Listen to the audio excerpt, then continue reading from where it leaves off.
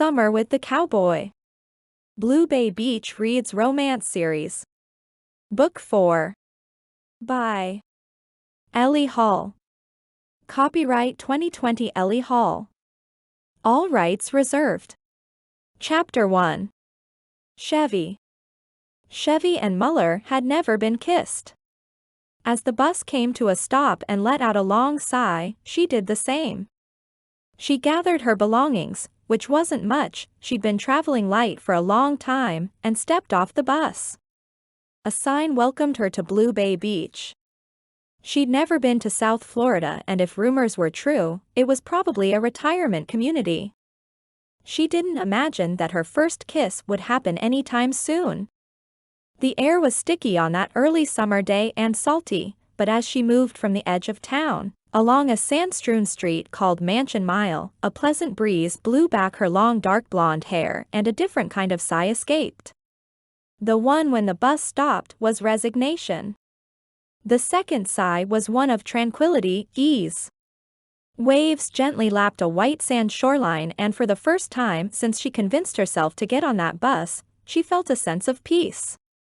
Chevy had been all over the world and had created her own sort of criteria for whether or not she liked a place, and would consider staying a while, but never more than a few months, enough time to earn some money and experience the place. The key was not to get attached to anyone or anything.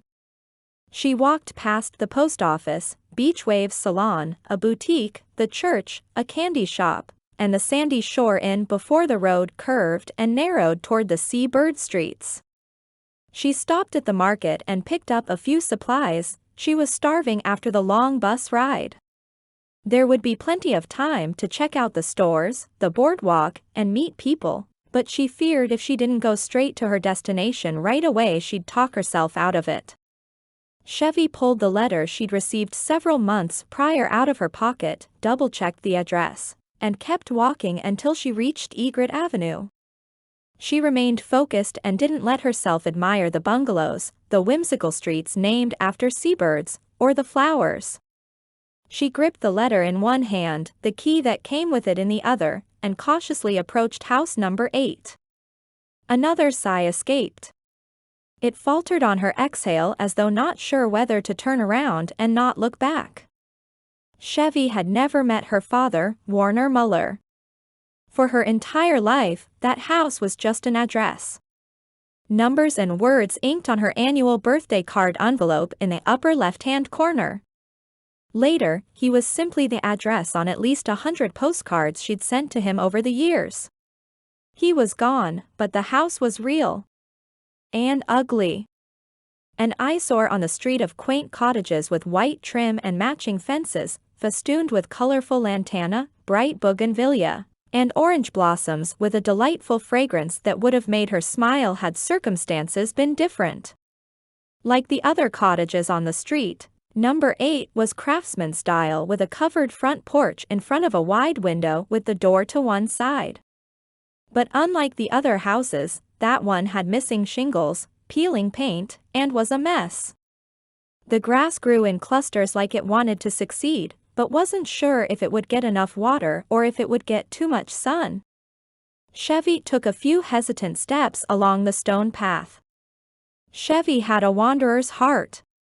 She never felt like she belonged anywhere and was reluctant to set down roots.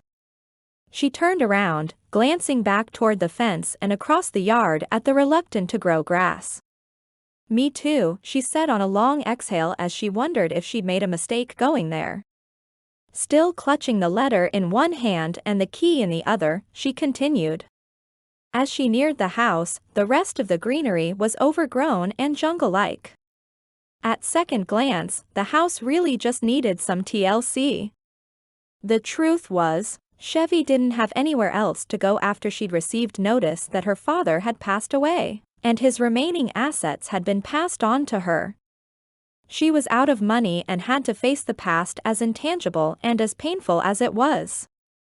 Summoning strength, Chevy rolled her shoulders back at the same time as thick drops of rain fell from the sky, ushering her onto the covered porch. As she slid the key into the lock, she had the sense that she wasn't only about to open a door to a house, But she was about to unlock the past and what it meant to her in the present. But she shoved that strange notion aside as the rain pounded down, blurring the world at her back. The door creaked as she pushed it open. The musty scent of a space that had gone unused for a time filled her nose. Despite the rain, she left the door open behind her to air the place out. The furnishings and decor were sparse and mostly comprised of dusty shades of orange and brown. She imagined her father had been a bachelor by the looks of things and hadn't updated anything since he'd moved there. According to the letter she received outlining the terms of her inheritance, the deed was dated exactly 28 years ago, which was her exact age. Chevy fought the urge to call Warner.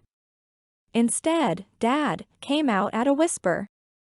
Tears sprung to her eyes. Of course, he didn't answer. After years of working at a fishery down the coast, he'd succumbed to untreated prostate cancer. At least that's what the lawyer had said when she'd called after receiving the notice. Had she known or had the guts to reach out to her father, maybe she could have helped in some way. But the closest she'd ever gotten to the man was through those once-yearly acknowledgments of her existence in the form of a birthday card. Chevy had been on the move since she'd turned 18, so she had no idea if he'd sent any in the past decade. However, she'd sent plenty of postcards to him.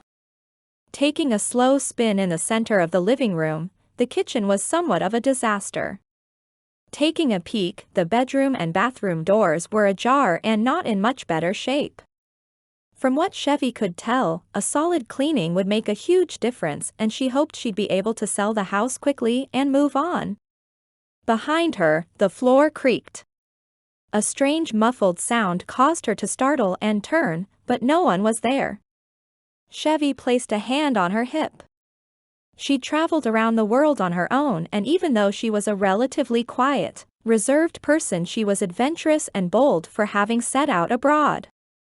There was no way she'd take any nonsense from neighborhood kids or ghosts, not that she believed in that kind of thing. If anyone is here, this is my house now, so scram, she said, and then shook her head slightly. The flight from South Africa had been long and the bus ride even more tiring. It must have been going to her head. Outside, the rain had stopped as quickly as it started. As she stepped onto the porch, a small and shaggy dog with fur the color of sand stood in the yard staring at her. It must have been what she heard and belonged to one of the neighbors. The house on the left was almost identical to number 8, but also the opposite. Whereas hers needed paint, the other one was a chipper shade of orange with white trim.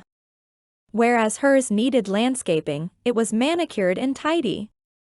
However, the guy leaning over an old Ford in the driveway muttered a few untidy words and then scuffed the ground with a cowboy boot, as he fiddled with something under the hood. She waved and called to him, but he must not have heard. The house on the other side of her dingy cottage was charming and worthy of a home show on TV. Whoever lived there must have had a lot of pride of ownership, with the way no detail was spared from the crushed shells lining the path, to the expansive porch, the lush greenery, and the flag fluttering in the breeze. Chevy had the sudden urge to make her father's house less of an eyesore. Without a care in the world, she'd traveled a ton, done paid and volunteer work alike, and met people from all walks of life. Never had she settled down. Okay, she had one care in the world.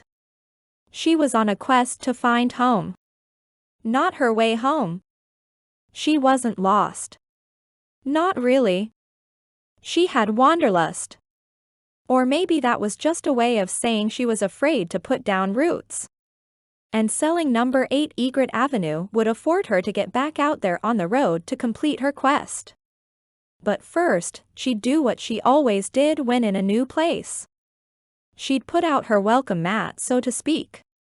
Among the many things that Chevy had done in her life, and there were many, staying in one place for more than a few months, owning a home, having a pet, or her first kiss were not on that list. However, the one thing she always did when she got somewhere new was to bake her famous loaded cowboy cookies. It was the only thing her mother had passed on to her aside from trust issues. She could learn a lot about the place and people in it, along with whether she'd like it there if the ingredients were available, and if the folks asked for a second cookie or for the recipe. After poking around in cabinets and drawers, Chevy located enough cleaning supplies to carve out a space to work in the kitchen. Then she located a mixing bowl and cookie sheet. She took it as a sign that the house was equipped to bake cookies.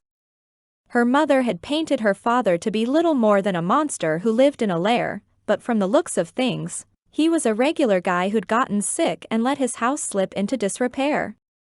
Soon, the scent of the cookies baking replaced the stale air in the house. She tested the first cookie out of the oven after they cooled. A little sigh of delight escaped. They turned out perfect, crispy around the edges, soft in the middle, and full of flavor. Chevy put together a couple of plates to bring to her new neighbors. Outside, the sun was back. The guy who'd been working on the car was gone, but the vehicle was still in the driveway. Because of the chilly reception from him, she opted to go to the other house first. A woman with white hair pulled back in a clip and bangs skimming her eyebrows answered the door. Her smile was wide and welcoming. Her skin was deeply tan and creased from many summers spent in the sun. "Hi, I'm from next door. I brought some cookies," Chevy said, holding out the plate. A ripple of confusion rolled across the older woman's features. "Isn't it usually the other way around? If you're new to town, aren't I supposed to welcome you with something warm and delicious?" Chevy wasn't sure what to say. She didn't want to turn out like her parents. Broken. She made it her life's mission to give to others in whatever ways she could. Cookies always went over well. Just then, an older man who looked somewhat like a bulldog with a bald, round head bustled to the door. "Did I hear someone say something about cookies?" "No, dear, you can't hear a thing. You smelled the cookies." Betty laughed warmly. "He's getting hard of hearing," the woman whispered. "I am not. I hear you nagging me plenty." He brushed his hand dismissively and smiled at Chevy, then at the plate. She passed him the cookies and he was practically drooling. She had to admit, they were irresistible. "Also, I promise that you won't have to look at that house, well, the way it is much longer." "On my father's behalf, I'm sorry," Chevy said. Betty pressed her hand to her chest. "Wait a minute. You must be Warner's daughter." "Chevy, right?" "Oh, he thought the world of you. We're Gus and Betty." "That's Tucker," she said in one long breath. "Actually, I go by Ann," but the correction to her name was lost in the sound of Gus exclaiming how delicious the cookies were around a mouthful. Chevy turned slowly around as the floorboards of the porch shifted behind her. She took in a pair of worn cowboy boots, dungarees, a fresh white t-shirt, and capable hands with grease under the trim nails. As she worked her way up, she felt like drooling a little herself at the sight of a pair of muscled arms, a broad chest, and a chiseled jaw. A perfect set of lips gave way to a lazy grin, but his eyes were hidden under the brim of a cowboy hat. He was cute. A very cute cowboy. His gaze hovered over her and she felt herself break out in a full-body flush. However, his grin didn't last a moment longer. He muttered something, then turned on his heel and sauntered down the path through the gate. Chevy whipped around back to Betty and Gus. Her eyes were wide. "What just happened? Glad I didn't try to bring that cowboy a plate of cowboy cookies. A bucket of coal would be more fitting." She changed her mind. He wasn't the cute cowboy. He was the cranky cowboy. Betty shook her head. "Don't mind him. He's been through a lot. And I don't think he'd turn down a cowboy cookie. He sure could use a little sweetness in his life." She winked. Chevy wasn't convinced. I grew up in your house before your daddy bought it from mine. If you pull back the wallpaper in the smaller bedroom, you might find my name written in pencil. I imagine you have a lot of work to do, but come over here anytime. And I owe you some pie, Betty said. And a few stories about your old man if you'd like, Gus added. Chevy waved and made her way down the path. Twilight settled like a watercolor painting in soft hues of gold and purple as Chevy got started cleaning the bungalow. It would likely take her a week or more of solid work to get the place presentable, and by the look of things, some minor repairs would be necessary. Perhaps Betty and Gus could direct her to a local handyman. Oldies music filtered from next door where the cranky and fine, she had to admit cute, Cowboy was back working on his car. His image had crossed her mind a few times that afternoon, but she quickly squelched it when she thought about how rude he'd been. He'd looked her up and down, then stormed off. What kind of welcome was that? Someone outside hollered an unfriendly word. Setting down her rag, she walked toward the door to see if they were in trouble or hurt. Out front, she watched as the Cowboy picked up his boot like he'd stepped in something, sniffed the air, and then scowled. He wasn't wearing his hat, and their eyes met. Even from that distance, his were so blue and so piercing, she felt like shrinking back into the house. Chevy startled as the Cowboy stomped up her path and said, "Keep your little, yappy dog out of my yard." She looked around as though he might have been addressing someone else. Nope. What was with that guy? She would not be pushed around. "Sir, keep your dirty, stinky boots off my porch." Then the strangest thing happened. He smiled at the same time the sun set with one last burst of golden light. Chevy had the unsettling thought that it was the most breathtaking thing she'd ever seen. Chapter 2. Tucker. Tucker couldn't help himself. His new neighbor was so cute and so confident. A smile bloomed on his face like his mother's precious fields of bluebonnets back home. "Can I help you?" his new neighbor asked in an irritated tone that suggested she'd do nothing of the sort. He was suddenly all itchy inside. She had the kind of hair that tangled in the wind. Her coffee brown eyes were both alert and curious, like she really looked at the world and saw people. He didn't want her to see him.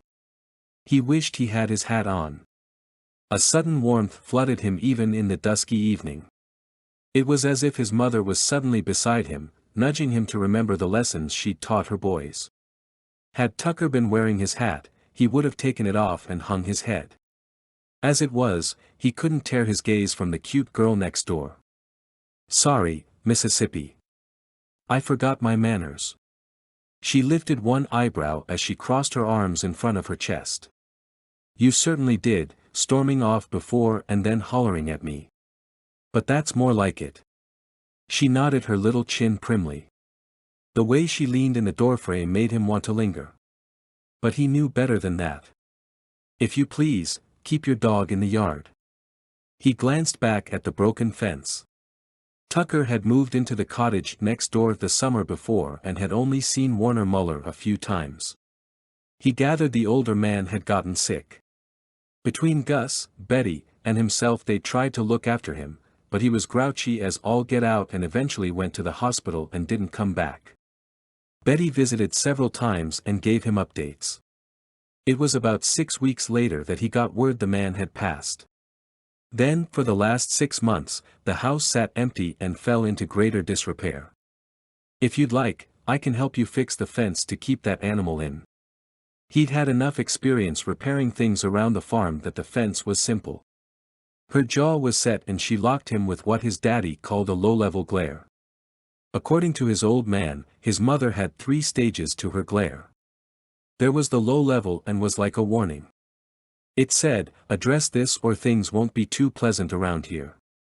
There was the mid-level glare and it suggested things could get ugly if the matter at hand wasn't resolved.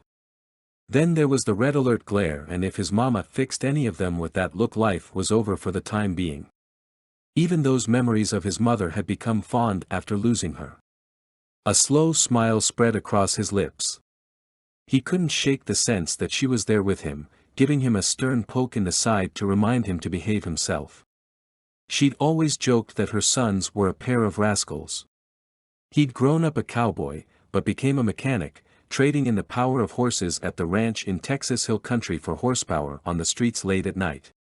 His biggest regret. Now, he lived a quiet life in Florida, hoping he'd outrace the past. Something funny? Tucker's new neighbor asked.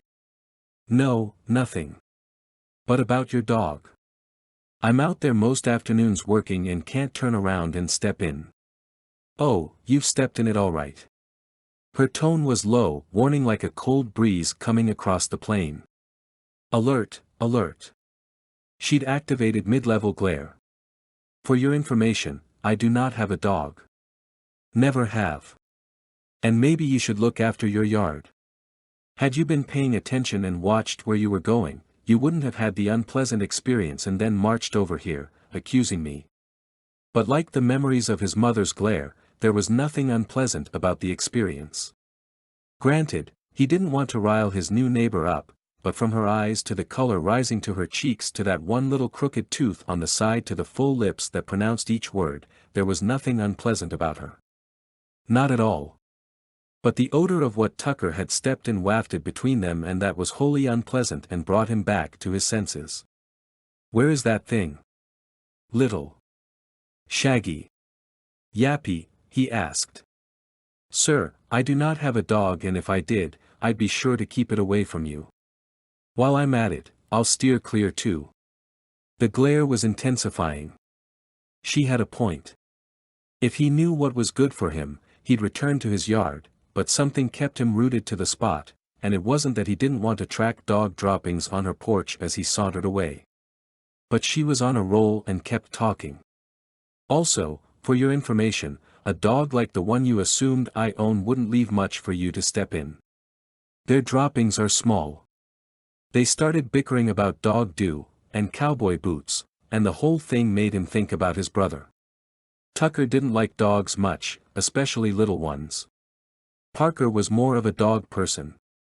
Tucker preferred horses. That made him miss home. The range. The place he'd been avoiding. It wasn't like Tucker was hiding out, but he didn't want to be noticed either. He wasn't on the run but didn't want his past to catch up to him. It was nice of Gus and Betty to help him out. They practically owned half the cottages in Blue Bay Beach and rented one to him. While Betty took him under her wing as a surrogate son, Gus took him on as an apprentice. Tucker grew up around horses and cars and knew how to take care of both. But Gus took it to the next level. Tucker had never met anyone with such a vast knowledge and appreciation of the way steel and oil could come together to create combustion. Gus referred to the fine mechanisms as works of art. To him, a V8 wasn't just about speed. Although that had been the case with Tucker and his friends growing up. He'd learned the cost of going too fast. Meanwhile, Betty kept him fed. His mother, God rest her soul, must have been grateful and sent her as an angel on earth. Tucker had heard every word that had come out of his new neighbor's mouth but had become mesmerized by each blink of her eyes and movement of her lips until she said, "And you can ask Betty how delicious my famous cowboy cookies were, loaded with oats, chocolate, coconut, and a secret ingredient. Too bad for you missing out." Her arms were still across her chest as she whisked back into the house, leaving the screen door to hit the frame a few times before it settled crookedly against the wood. He swallowed hard and made himself promise he would not return to that porch no matter what. He'd had enough trouble with girls next door. He'd learned his lesson on that account too. The next day, Tucker had the afternoon off from the auto repair shop where he worked in town. Gus had given him the job after he'd retired, though that was just on paper. Gus was still in the garage daily. Like usual, on his days off, the two tinkered under the hood of one of many vintage cars in need of restoration. So far, they'd successfully revived a '32 Ford Coupe, an old Woody, and an Aston Martin, just to name a few. Quaint cottages populated Egret Avenue. Years previous, Gus and Betty Lyle had bought an adjacent property to theirs in the back. Using that land, Gus created a custom garage, unlike anything Tucker had ever seen. It was like a vintage showroom with black and white tile floors, a jukebox, neon lights, and so much chrome a man could go blind. Sure, it got a bit greasy in there, but now that Gus was retired, the space was his pride and joy and he looked after it. "Okay, start her up," Gus called from under the hood. The man was magic when it came to repairs. Tucker turned the key in the ignition and the Corvette T-top growled to life. They both whooped. Betty poked her head through the door and said, "That's the sound of success, which means you two have earned yourself lunch." They started through the door adjacent to the house and she barred the way. "Boys, wash your hands." Her tone was stern but her smile was golden. They had a big family, 5 kids total though they were adults now. 3 boys and 2 girls. 12 grandchildren and 9 great-grandbabies with another on the way. They adhered to a more the merrier rule of thumb. Tucker got the sense that he gave to them in a similar way they gave to him. Tucker and Gus could talk for hours about what the click, RRRR under a hood could mean, to walking through complicated carburetor repairs to debating the exact right pH for car washing soap. They'd grown as close as family.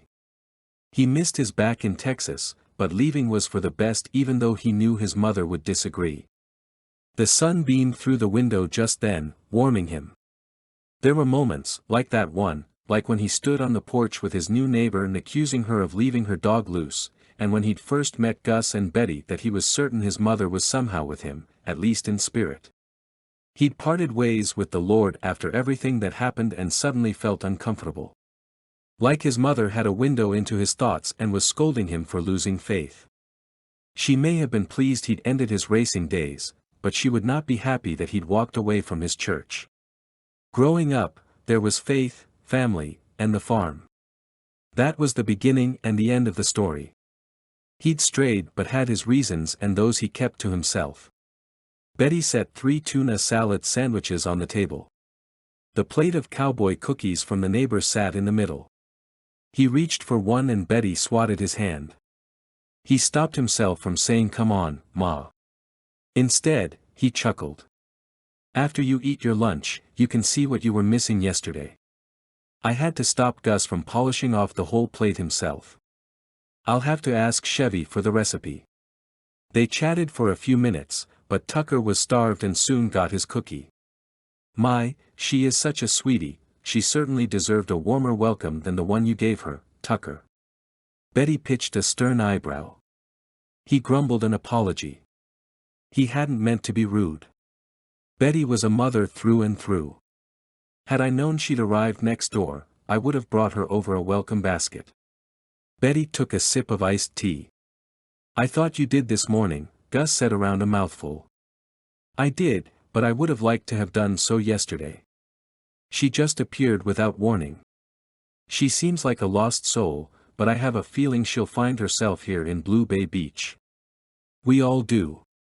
This place has a way of drawing out the best in all of us." Tucker practically choked on an oat from the cookie and coughed a few times. "You okay, son?" Gus asked. "Yeah. I forgot I have to pick up a part for the Thunderbird." "Thanks for the grub, Betty." "See you around dinner time?" she asked, but he was already out the door. Betty's words pierced something inside, taking his breath away, and an oat crumb from the Cowboy cookie along with it. He scarcely had a moment to think that it was the most delicious cookie he'd ever eaten, and his mother was a prize-winning baker, so that was saying something. It was also what Betty meant about Chevy being a lost soul. But the biggest snag was the comment she made about people finding themselves in Blue Bay Beach. He'd gone there for just the opposite. To forget. Tucker wanted nothing more than to forget himself. Lost in thought as he shuffled past number 8 Egret Avenue, he only stopped when a low moaning sound came from the direction of the house. He'd told himself he wouldn't set foot on her porch again, but the sustained and doleful sound came from the garage, so he wasn't technically breaking any rules. Was his neighbor upset? She'd lost her father and he had been harsh with her. He resolved to apologize and make sure she was okay. The garage door was busted and he easily lifted it. But the space was dank, dusty, and empty of human life except for what appeared to be 30 years' worth of junk crammed inside. Boxes carved a narrow path leading to the door separating the inside of the house from the garage, the same as at Gus and Betty's. The moan came again. He didn't believe in ghosts, but the sound was eerie and the hairs on the back of his neck lifted. "Anyone here?" His voice was low and commanding. If there was something unwelcome or unearthly, he'd be sure to scare it away. But the sound came again as he moved deeper into the garage, squeezing past a broken chair, lamp, and countless boxes. All at once, he brushed up against something warm. Or rather, someone. There came a yelp and a crash as boxes and junk spilled between him and a beautiful woman with brown eyes. Chapter 3. Chevy. "You scared the life out of me," Tucker and Chevy said at the same time, although he'd used a different word than life, which was reminiscent of what he'd stepped in the day before. "Watch your language," she scolded. "Watch where you're going," he fired back. Chevy shoved aside a wicker basket, the base of a blender, and a pot with a dead plant. She grunted. "Watch where I'm going." As she poked his chest, punctuating each word, she said, "What are you doing in my garage?" He held up his hands in surrender. "I heard a noise." "Me too. I came out here to figure out what it was and found out why the inside of the house was relatively empty. My father had stored everything out here." She huffed, not looking forward to the work ahead of her. She should have looked in the garage the day before to really get a sense of the scope of work ahead. The moan came again as though telling them to stop their bickering. They both went still and tilted their heads, listening. Chevy pointed over Tucker's shoulder back the way he'd come. Yes, she wanted him to leave but was grateful someone was there in case the house was haunted. The night before, she'd hardly made a dent in cleaning it, but did clear a spot on the couch and managed to clean a set of sheets. She'd hardly slept, but it wasn't because of the unfamiliar place or the many questions that came at her sideways about her late father. She let herself think about him once a year on her birthday and when she arrived in a new place and she'd send him a postcard, but that was it. She didn't allow herself to wonder what he was like, if the harsh things her mother had said about him were true, or what he was like at all. There was no point in it. They'd never have a relationship, not back then and not now. He was gone. As the house had settled the night before, the palm fronds brushed against the window in the living room as thunder rolled in the distance, and the neighborhood slept soundly. She remained restless, awake, and with her mind racing. "Are you okay?" Tucker said as they both crouched down in front of something large that was covered with a tarp. She shrugged. She'd been okay, had a good life, and managed to get by, but now she wasn't sure of much. She wasn't sure what to make of how she felt, where she was, or what she ought to do. Plus, why did he care? The moan turned into a whimper. He gestured she move back as he lifted the corner of the tarp. He had hands that he wasn't afraid to get dirty, and she got the sense he could also protect her from whatever laid in wait under the tarp. The sound came again and they both shuffled back, but it was only the dog from the day before. He was stuck behind the chassis of an old car and they could just barely make out its furry face. "What are you doing there?" she asked. "I thought you said that dog wasn't yours," Tucker said. "It's not." "But how did it get under that old rust bucket?" "It's not a rust bucket. That there is a 1965 Chevrolet C10. A gem of a truck in its glory days and would be after it's restored. Glad you appreciate a useless hunk of junk. What's that saying? One person's trash is another person's treasure? But of greater concern is the dog that's trapped. We have to help him or her. There was thunder last night. Probably got spooked and found a way in. Dumb." She shot him a look. That may not be my animal, but I'll have you know that I love dogs. I thought you said you'd never had one. No matter. They're a girl's best friend. The saying, he drawled. Chevy got the sense he was mocking her comment about trash and treasure is man's best friend. And that role is reserved for horses. Oh, right. You're a cowboy. Born and raised and proud of it too. He rocked back on his heels and tucked his thumbs in his belt loop. The only thing missing was his hat, must have been lost in the avalanche of junk or left it next door. He was cranky, but she'd be a liar if she denied he was attractive with a rough shading of stubble along his angular jaw, strong chin, and those eyes of his. Well, cowboy, born and raised and proud, will you please help me get this dog free? Nice to meet you. My name is Tucker Ritchie and I would be much obliged. It's like you just switch those manners on and off. In the future, I recommend you keep them on. Do you now? And where are yours, Miss Chevy? She crossed her arms in front of her chest and cocked a hip. Betty must have told him her given name, it was probably how her father referred to her since he didn't know better. My name is Chevy Ann Muller. I go by Ann. Chevy like the car. I like that better. It's not up to you what I'm called. She huffed. And this must be the dog. Capital T, capital D. He chortled. He extended his hand as if to shake. She had a bucket of soapy water in the kitchen, a ream of newspaper and vinegar solution, and a house to clean. Never mind that she was wearing the same shirt as the day before, her hair was a mess under her kerchief, and the grime under her nails matched Tucker's motor grease. She may have been a mess, but Chevy Ann Muller was nothing like her mother and would use her manners. Nice to meet you, Tucker Ritchie. She gripped his hand in a firm shake, but try as she might to infuse the gesture with cold hostility, her palm melted against his. Tucker was tan, likely from years spent outside in the open air, riding horses or fixing cars. His eyes were bright and mesmerizing. She imagined they'd once had a twinkle to them. He had masculine features and perhaps a broken nose once. The only thing that tore her gaze from his was the slow smile that spread across his lips. Mighty fine to officially meet you, Chevy.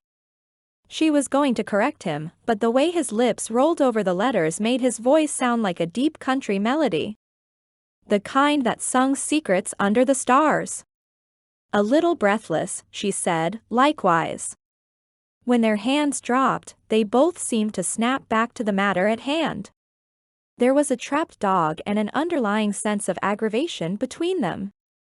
She couldn't pinpoint why he got her hackles up and likely why she did the same for him, but for the next 30 minutes, while they cleared a space in the garage and filled up the driveway with all manner of castaway items, they set the animosity aside.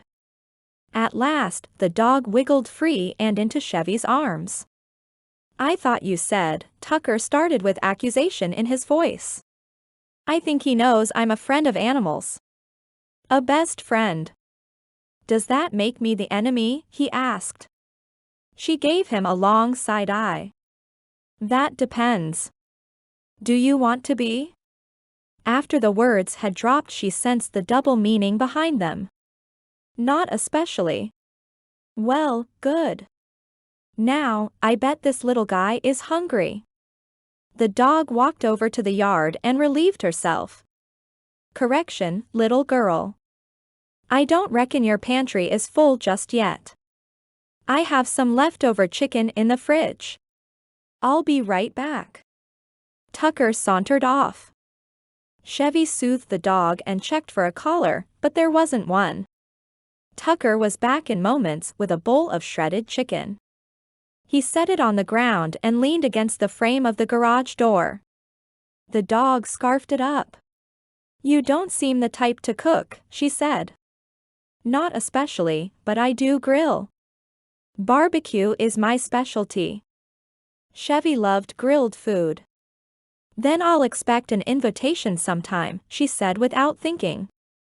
As long as you share some of those cookies you brought over to Gus and Betty for dessert. Her jaw almost dropped. My cowboy cookies? I would have brought you a plate, but I think we got off on the wrong foot, Tucker said, shaking his boot a little. Chevy instantly thought of him stepping in dog dew and then accusing her of letting the animal that wasn't hers loose. I think you're right. After all, we are neighbors and you know what the Bible says about loving your neighbor. He smirked. Again, it was a moment too late that the double meaning of what that comment could have meant struck Chevy. A flush warmed her cheeks. And there I thought my cookies were what scared you off when you so rudely hurried away after Betty tried to introduce us. Tucker scrubbed his hand through his hair. His bicep flexed. Yeah. Sorry about that. Are you going to explain? I already apologized, but again, I'm sorry I was rude. Chevy snorted. It didn't seem there would be any winning with him. In that case, me too. And I'm awfully sorry for your loss. For what it's worth, I've lost a parent too. Chevy bit her lip and stepped closer. Thanks. That means a lot. My father, Warner, and I didn't know each other. He'd send me a birthday card once a year until I left. She was going to say home, but none of the places she'd ever lived felt like that. It was what she'd been seeking in all of the countries she'd visited. That's tough. It's life. She shrugged. I'm going to get this place cleaned up, do some repairs, and then fund my next big trip. Oh, you travel? He asked in a tone of surprise. I've been to all 7 continents. 104 countries and counting. Tucker's mouth dropped open. Are you serious? As serious as prostate cancer. It turned out that's what he died of. Saying it out loud made Chevy's eyes mist over. I don't mean that as a joke. I'm sorry. I don't know what's come over me. Tucker stepped closer. Hey, no one knows how to deal with this kind of thing until it happens to them.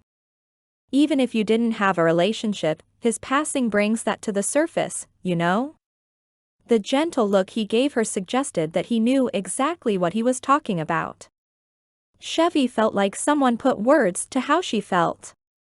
She felt understood in a world where things suddenly stopped making sense. Her father seemed normal and not the bad guy she'd been made to believe he was. Chevy couldn't stop herself from what she said next. I lost my mother a while back and we did have a relationship, at least until I was 15 and sent to foster care. She had a lot of problems. Substance abuse mostly. I was there at the end though. We made amends. Well, as much as we could, given the amount of time we had and her state. I still pray for her every day. Tucker's expression was unreadable. It was like she'd given him as much to think about as he had with what he'd said about the way losing someone, even someone like her father whom she didn't know. That particular kind of loss caused the pain associated with the lack of a relationship to spill right over. She didn't need Tucker to say anything. But he did. I suppose praying is the only thing you can do. Better than asking questions that will never get answered. Chevy swallowed back tears. All the while, the little dog hadn't left her side. So you're just here until this place sells? Tucker asked. Stricken with a sudden pang that she couldn't pinpoint, she turned to the boxes of junk and countless broken items scattered across the driveway. There's little in the way for a garage sale, but perhaps I can clean up a few of the items for a profit. If you're looking to make some cash, once fixed, that truck would be a gold mine.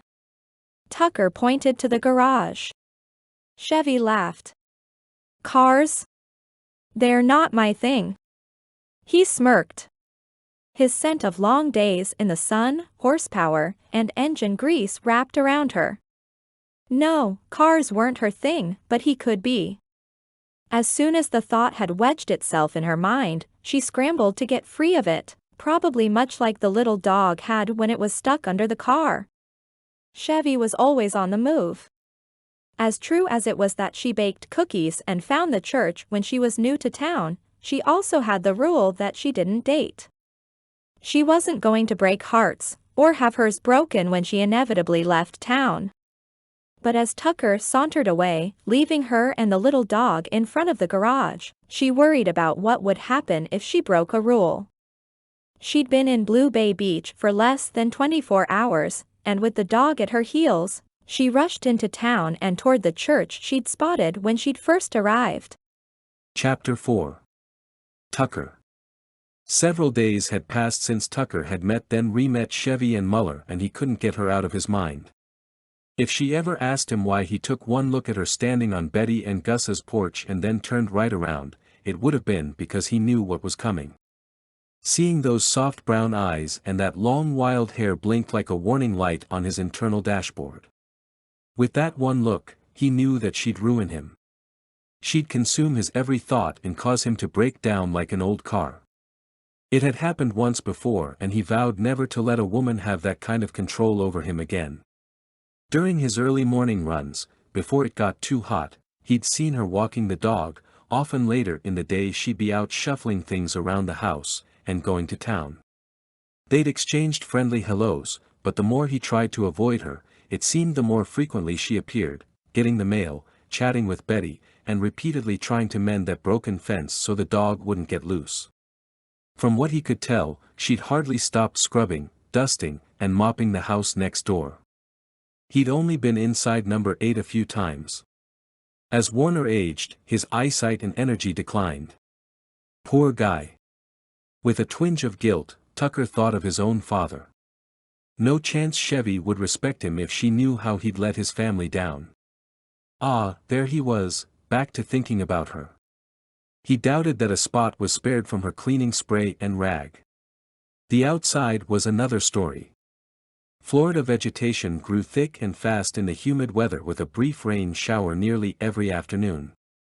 Gus called it the Florida car wash.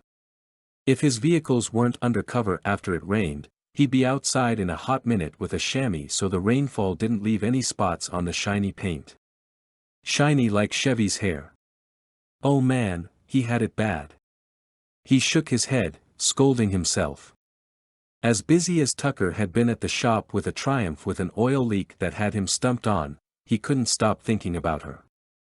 What she'd said about making amends with her mother and praying for her every day made him think his own mother would like to hear that. Caroline Ritchie would have been happy if he'd brought her home to meet the family. His mom had never liked Dahlia, the one girl he'd dated. None of the Ritchie clan had. Granted, Tucker didn't need to make amends with his mother. However, his father was another story. And if he knew anything about his mother in heaven, she was praying hard for that to happen. But it wasn't just Chevy's faith that snagged his attention. It was her heart. She seemed selfless. Already, he'd heard from Betty that she baked cookies for the weekly senior luncheon and made friends with Billy, who owned the Coconut Cove Cafe and ran the weekly food delivery program for people in the community who needed the extra help. Billy wasn't exactly cuddly best friend material. Although, from what he'd gathered, again from Betty who knew everything about everyone in town, after marrying Rhodes, the restaurant owner softened up quite a lot. "How's she lookin'?" A sudden male voice said, slapping his hand on the hood of a 1960 Chevrolet Bel Air. Tucker was halfway underneath as he worked on the tie rod. He needed a break from the Triumph. At the same time, Tucker's phone rang. He had it propped up against the tire so he didn't crush it. Rarely did he remember to take it out of his pocket before he rolled under a car. A familiar name flashed across the screen, causing him to ram his elbow on the crossbar. Fumbling, he almost dropped the socket wrench on his face and knocked his knee into the metal frame. He rolled out from under the car, muttering a few salty words under his breath. His mother would have had his hide. "You okay there, boy?" Gus asked. Tucker was hardly a kid, already in his 30s, but to men like Gus and his father, he was just a pup. And there, Chevy popped back into his mind with thoughts of dogs. "Oh," Gus said, hiding a smirk. "I see you were distracted."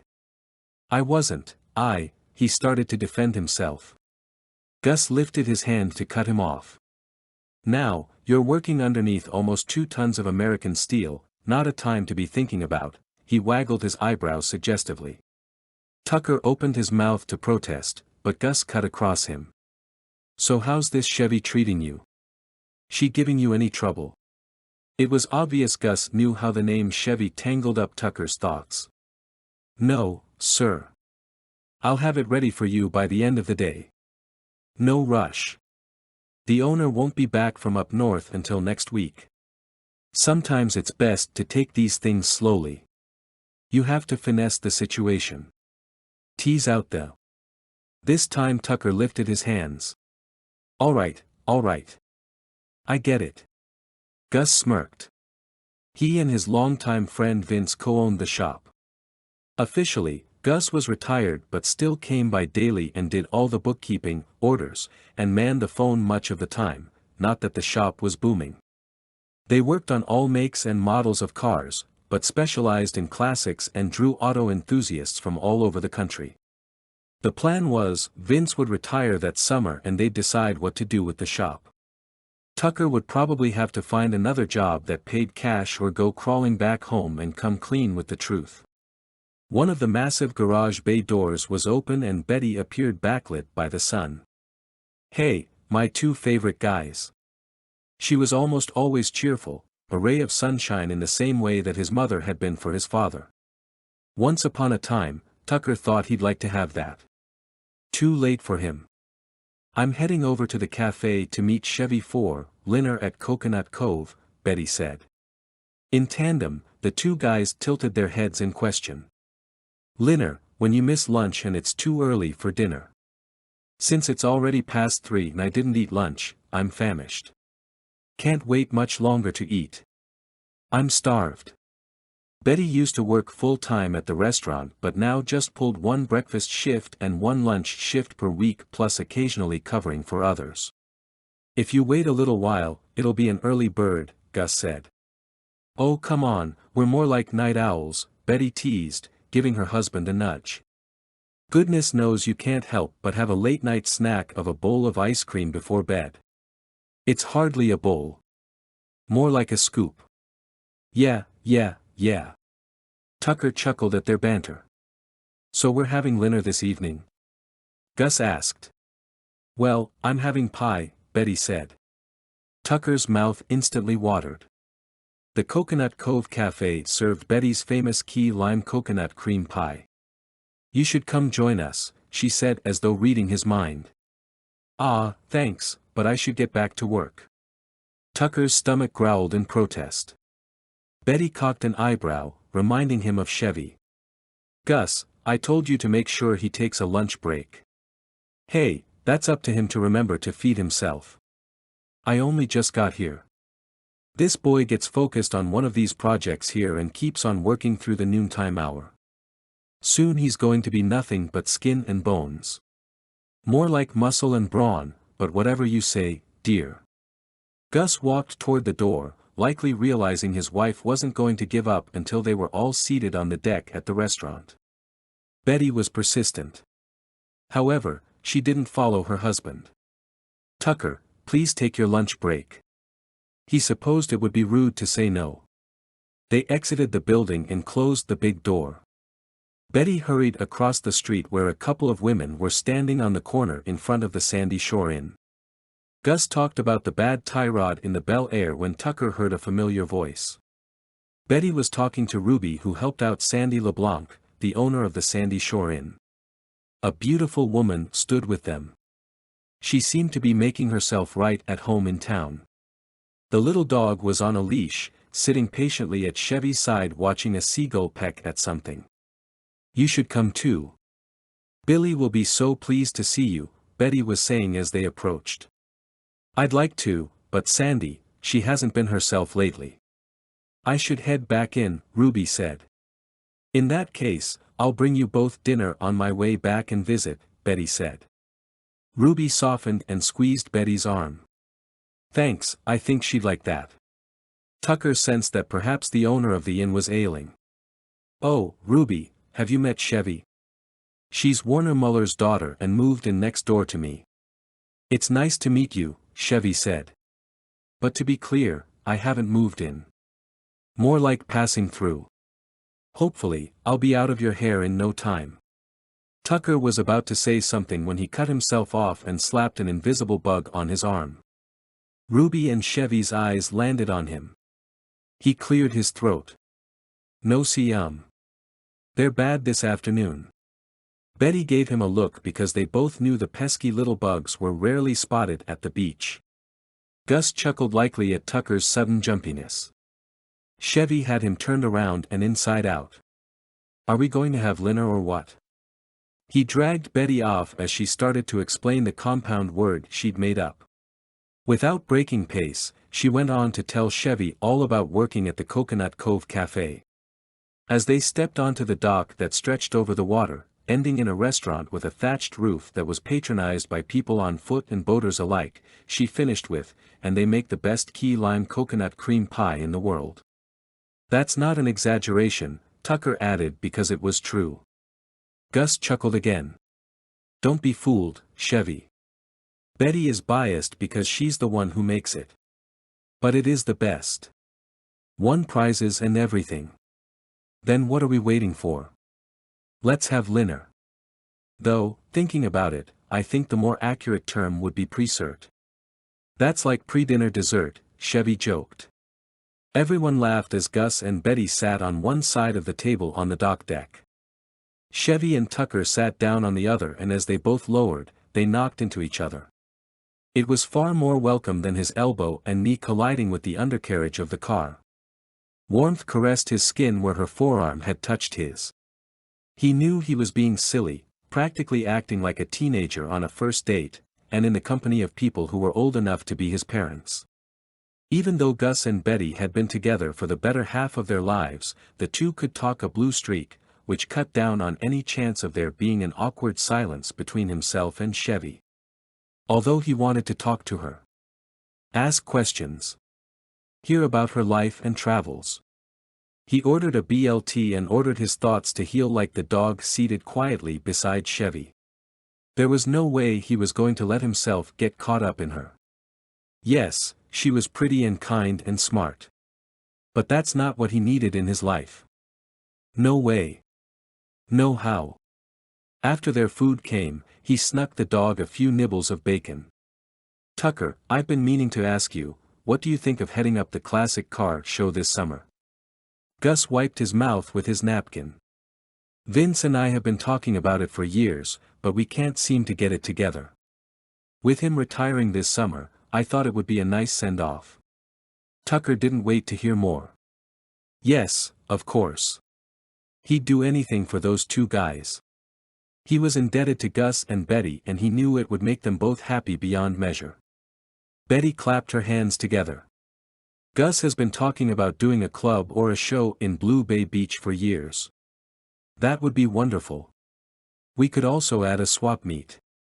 Like a town-wide yard sale. The attic space is filling up. Betty rattled off a few more ideas. Tucker tried not to show the nervousness in his smile. He'd never done anything like that before. We could have a barbecue, Coco's Cones could set up for ice cream, and Coconut Cove Cafe could have a refreshments table and sponsor a gift card for the raffle. I know Billy would say yes. Betty twirled her straw in the coconut lemonade as she excitedly continued. All the while, Tucker couldn't ignore Chevy's proximity or the fact that he didn't know the first thing about hosting a classic car cruise, as they were often called. The most he'd done was enter the county fair with his family's livestock back home, but that was it. After finishing dinner, Chevy ordered a second piece of pie. Yes, it's that good. She smiled at Betty. When Billy brought it over, Chevy asked for a second fork, then passed it to Tucker. All the while he'd sat there like an obedient puppy and took the fork just as the dog had gladly gobbled up the bacon.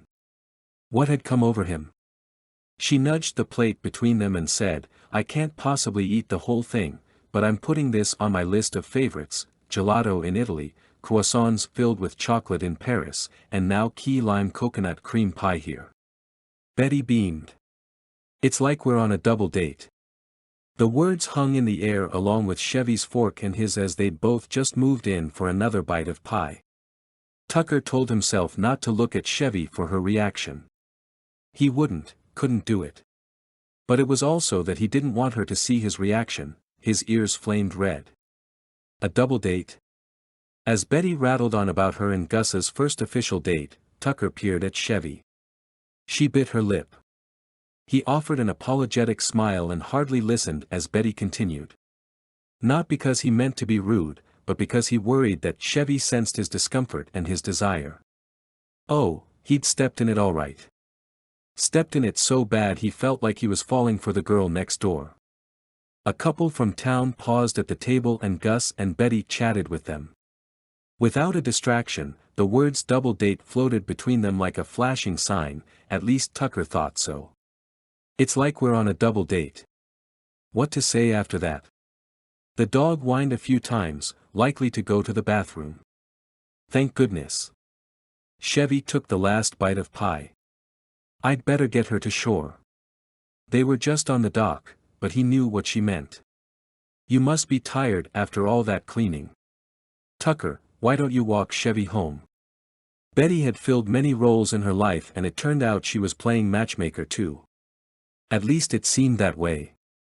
Not wanting to turn a darker shade of red, he obliged and they said goodnight to the Lyles. When Chevy and Tucker stepped off the dock, the sun hovered over the lip of the ocean, a deep orange gold. It's beautiful, Chevy whispered as they waited for it to sink and melt away. And she was too.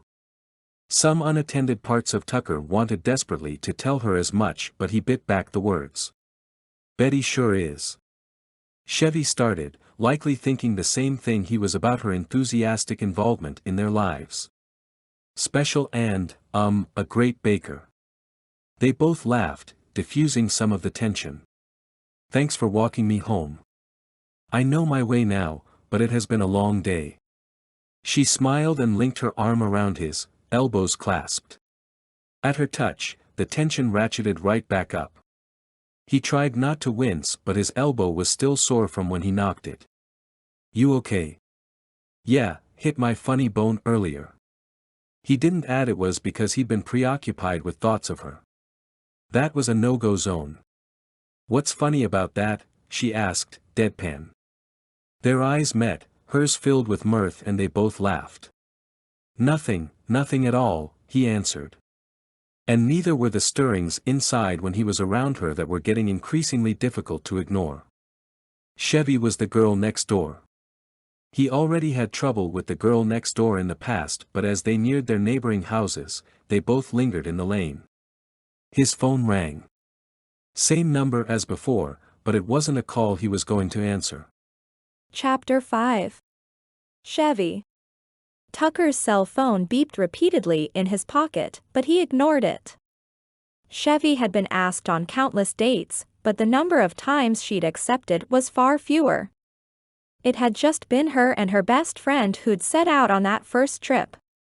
Had Enrique stuck around, maybe things would have developed between them, but she'd never know, and keeping it simple was probably best for their friendship.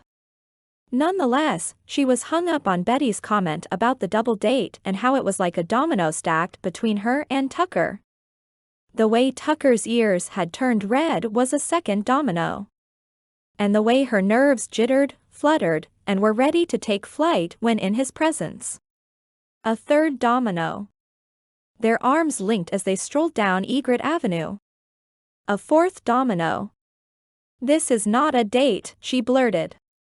The stack threatened to teeter over. No, of course not. He gripped the back of his neck and the muscles of his right arm flexed. She may as well call his muscles the fifth domino. She didn't even realize she liked muscles. And his smile.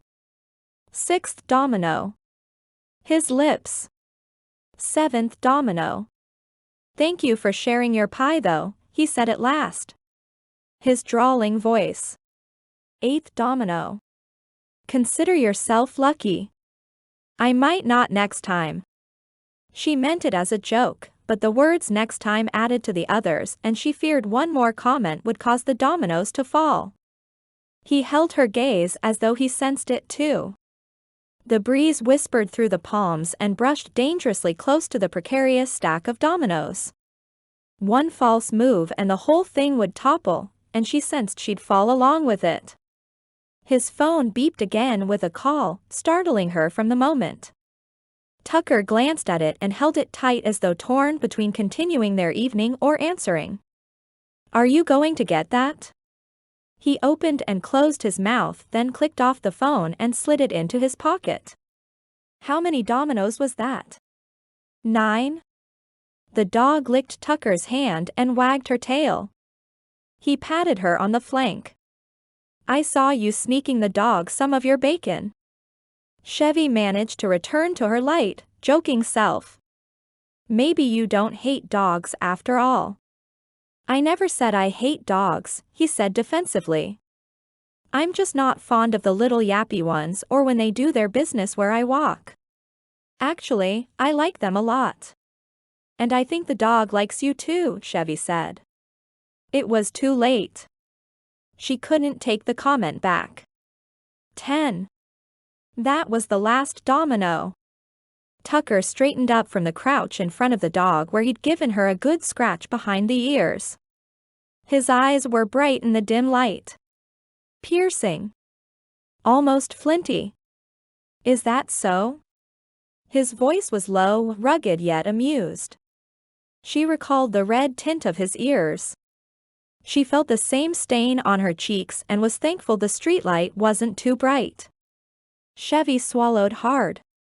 We should say good night. Yes, we should, he replied as if he sensed the wreckage of the fallen dominoes around them. But neither one spoke the words. Likely, because they didn't want the night to end. Going to sleep was impossible for Chevy that night. It wasn't just because of the storm that had rolled in off the Gulf, or the way the wind rustled the palms that still needed trimming. No, the dominoes that fell led right to Tucker. He'd invaded her mind much like the vegetation outside had taken over the yard. Well, minus the grass and dirt patches. She tried to focus on that, other things in that open space. Since arriving in Blue Bay Beach a week earlier, she'd been introduced as Chevy to everyone. With scorn, her mother had told her that her father had somehow gotten a hold of the nurse to pen her name on the birth certificate, before she'd had a chance. He'd picked Chevy because cars were his true first love. Then why wasn't she? The question had popped up from time to time while she was cleaning. Why didn't he try to be part of her life? Well, she had a new life of sorts. She was starting over. No one there knew that she'd hardly done a thing with her life except roam the earth. Sure, she'd seen the world and worked hard at the odd jobs she took, but what did she have to show for it? She'd never had a home or a sense of belonging in any particular place. Betty and the coastal town had grown on her, like the vegetation, like Tucker. And there she went again, circling back to him. For the next hour, she thought about their every interaction. Betty said he had his reasons for being rude and cranky. Well, he'd have to reconcile them because she wasn't someone who put down roots, meaning she wasn't averse to tearing up weeds. At the foot of the bed, the dog let out a long, lamenting sigh. And you just up and moved in. Made yourself at home. We'll have to find out if you have a home and someone is beside themselves missing you. Chevy's voice turned soft. At odd moments, she found herself missing the man she never knew, her father. He had a collection of old tea tins and license plates. Turned out he'd lived in at least 9 other states, including Georgia where she was originally from. She also missed out on having a home, and other relationships, local friends, neighbors, and even a boyfriend, partner, husband. Being on the move for so many years, it was like all of that caught up to her and piled up. She'd never had a pet, and the dog had quickly carved out a corner in her heart. Was Blue Bay Beach working the same strange magic? Was the cute cowboy next door too? Before she could answer that thought, she fell asleep. The next morning, the rain still hadn't let up. The dog whined by the door, so she let her out in the yard. After Chevy made herself some toast and tea for breakfast, the dog still hadn't returned. Usually, she scratched at the door to be let in. When she peered into the yard, sure enough, the fence was broken again. She'd hardly done a good job repairing it. She called for the dog a few times and told herself to get bacon the next time she was at the market. Apparently, the dog liked it, and Tucker. Just then, he came up the path, carrying the little rascal who was wet and muddy. He called, "You missing someone?" "I was just about to go searching."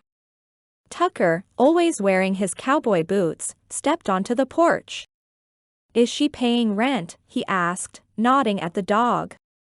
Her nose and whiskers twitched a few times, then she tilted her head as if waiting for an answer. Chevy stifled a laugh. "Oh, no, she just up and moved in. She's cute and cuddly enough to get away with anything." Tucker smirked as he cradled the dog in his arms. "I suppose so. But she also tried to get these muddy little paws into my house." Chevy held out the leash, but Tucker didn't give the dog up. "I think she's growing on you," Chevy said. "The same way Blue Bay Beach is growing on you?" Tucker asked. There was something behind his question. Something in his eyes as they held hers. "I do like it here, but it's already been a week and I haven't even made headway on the garage. Once you get that truck out of there, it'll free up a lot of space." He rubbed the dog's stomach. She looked like she was in pup heaven. "Do you have any idea how much I could sell it for?" "You said something about a gold mine." She pointed toward the garage. "You can't sell that thing as is." "Well, I can't drive it." "Not like that, you can't. But it can be fixed, then you'd make a nice profit." Still standing on the porch as the rain pattered down around them, Chevy shifted from foot to foot. She blinked, her eyes closed, and squished up her face. It had never really mattered before, but for some reason, she didn't want to admit to Tucker that she couldn't drive. His gaze drifted over her. "Wait a minute," he said, setting the dog in the house. The screen door knocked shut. "Wait just a minute, Chevy," he repeated, but added emphasis to her name. "You mean to say that you don't know how to drive?" A little sound of frustration escaped. "No, I don't know how to drive. I never needed to. Didn't have anyone to teach me." Her throat felt thick at that last part. "What about your dad? The owner of that truck?" Tucker nudged his head in the direction of the garage. She shrugged. "I told you that I never knew him. Never ever." Her shoulders dropped along with her stomach as emotion overwhelmed her. A sad smile lifted the corners of Tucker's lips and he reached for her arm, giving it a gentle squeeze. Then a smile bloomed on his face. He stepped off the porch and threw open the garage door. The rain had slowed to a drizzle. "What are you doing?" she asked. "I'm going to fix this thing up." He started unearthing the truck. "What for?" "To teach you how to drive." He set some lawn equipment off to the side. "May?" "What for?" she asked, meeting him in the driveway. "You said you want to leave." He remained in motion, moving items until the hood of the vehicle was visible. "I'm not sure where I want to go." For the first time, she had the desire to stay put. Then a little voice, the one that was as flighty as a bird, told her she couldn't stay long. Certainly not forever. It was too risky. And so was spending another moment with Tucker, but her entire life while traveling solo was one big risk. Tucker slapped the hood of the vehicle. "Oh, she's a beauty. I can see you behind the wheel, Chevy." He beamed. "I don't know," she started, before she realized his arm was slung over her shoulder. Warmth ran across her back, chasing its way to her belly. "There's nothing to it. You'll be an old pro in no time." He turned his head so he was facing her. All chiseled jaw, slightly crooked nose, and brilliant eyes. Her knees went weak, but he held her up. The two of them facing the garage, facing the future.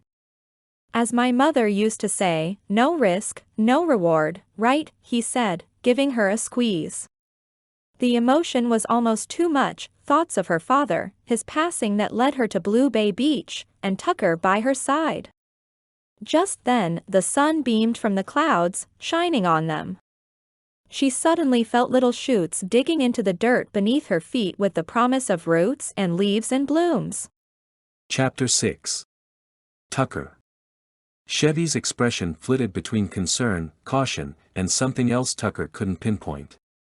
Naturally, she'd feel that way having never been behind the wheel of an automobile. Nonetheless, he asked, "Are you okay?" As she nodded, the side of her face pressed against his chest. He was considerably taller than her and it felt like she belonged tucked under his arm. But they were getting too close. He didn't want to give her the wrong idea. He dropped his arm and continued to haul junk out of the garage, exposing the car. "This is going to be great. We'll fix it up.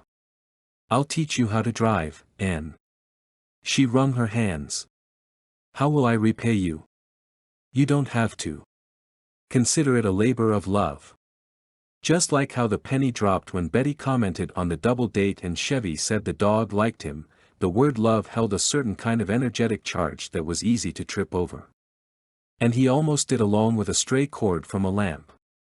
Tucker got his balance and cleared his throat.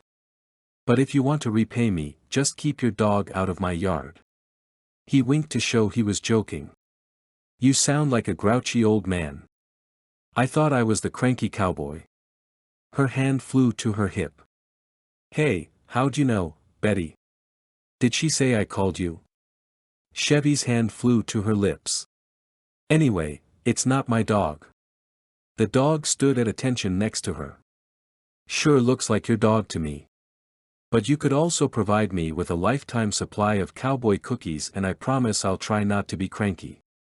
"Oh, so you do like Cowboy cookies? I thought we established that." "Fair enough.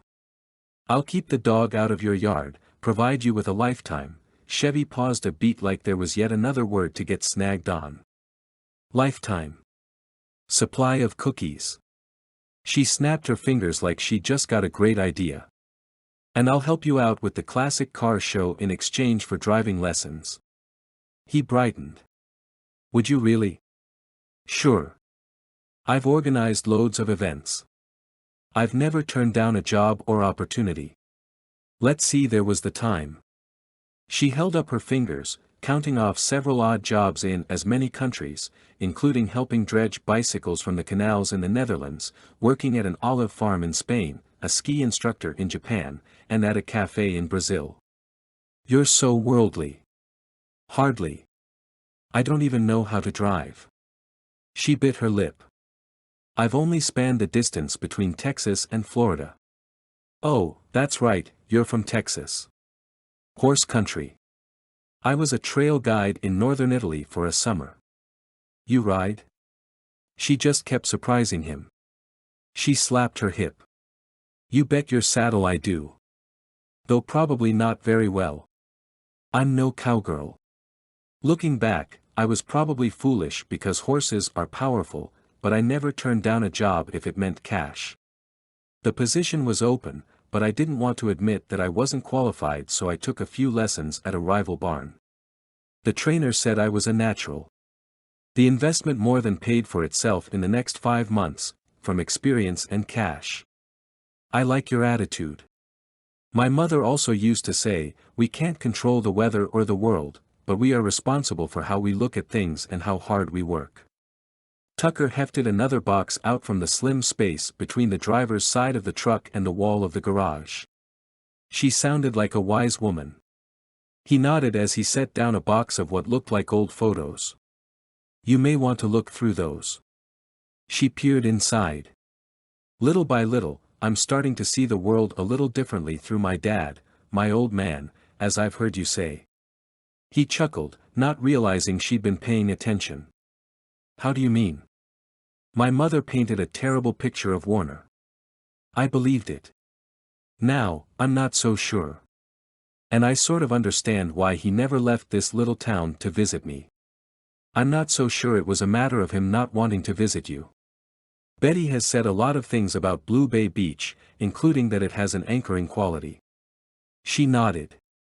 Sounds like the women in your life have a lot of sage insight. Including Chevy. In the short time they'd known each other, due to her influence, he'd started standing a little taller, smiling a little more often, and asking himself questions he'd all but left back in Texas. Chevy absently flipped through a few old newspaper clippings from the box. It seems like everyone around here has a purpose. As soon as I was able, I left Georgia, seeking that, and a place to call home. Did you find it? I'll get back to you. In the meantime, I feel a strange kind of pressure to obtain a skill, learn something. Go to college. She laughed. It's never too late to grow into whoever you're meant to be. Did your mom say that too? He tipped his cowboy hat. No. That's a Tucker Ritchie original. Her laugh that time was more of a flirtatious giggle. She snapped her fingers. Sounds like we've made ourselves a deal. You work on the car and teach me how to drive, I'll take the reins on the car cruise and bake you cookies. What about the dog?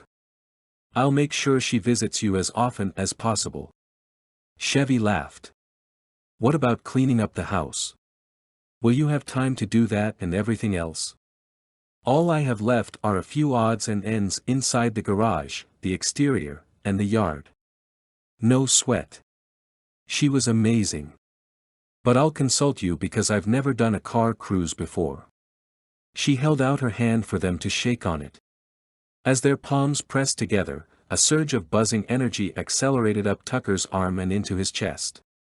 His mouth went dry. He managed to say, I appreciate it, Chevy. I'm good with cars, moving parts, fluids. People. Not so much. I think you're just fine with people, she said. Their hands were still pressed together, electrifying him. At the same time, they lifted their gazes and the high voltage threatened to blow apart Tucker's world. Instead of letting that happen, he turned his focus back to the truck, the same thing that held him together the last time he found his life in ruins. After another half hour, they'd excavated the junk, revealing the entirety of a 1965 Chevy short bed, step-side pickup truck. Tucker's eyes bulged. Chevy bit her teeth together. Looks pretty rusty. No, Chevy. No, you have a gem right here.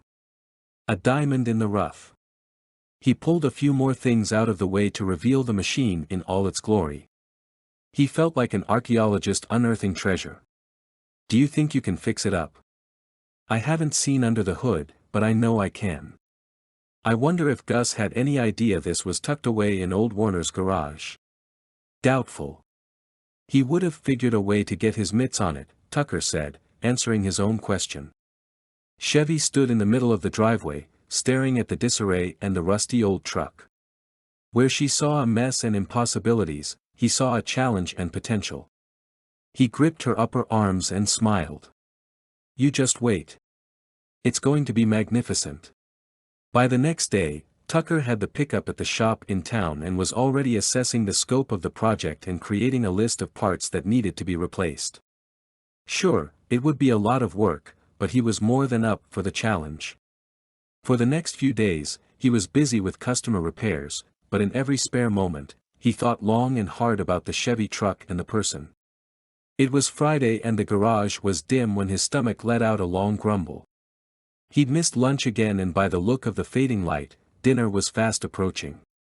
Gus gave him free rein over the garage during off hours and he anticipated getting to work on the pickup. He'd been meaning to see if there were any documents in the glove box that might be helpful, including previous maintenance records.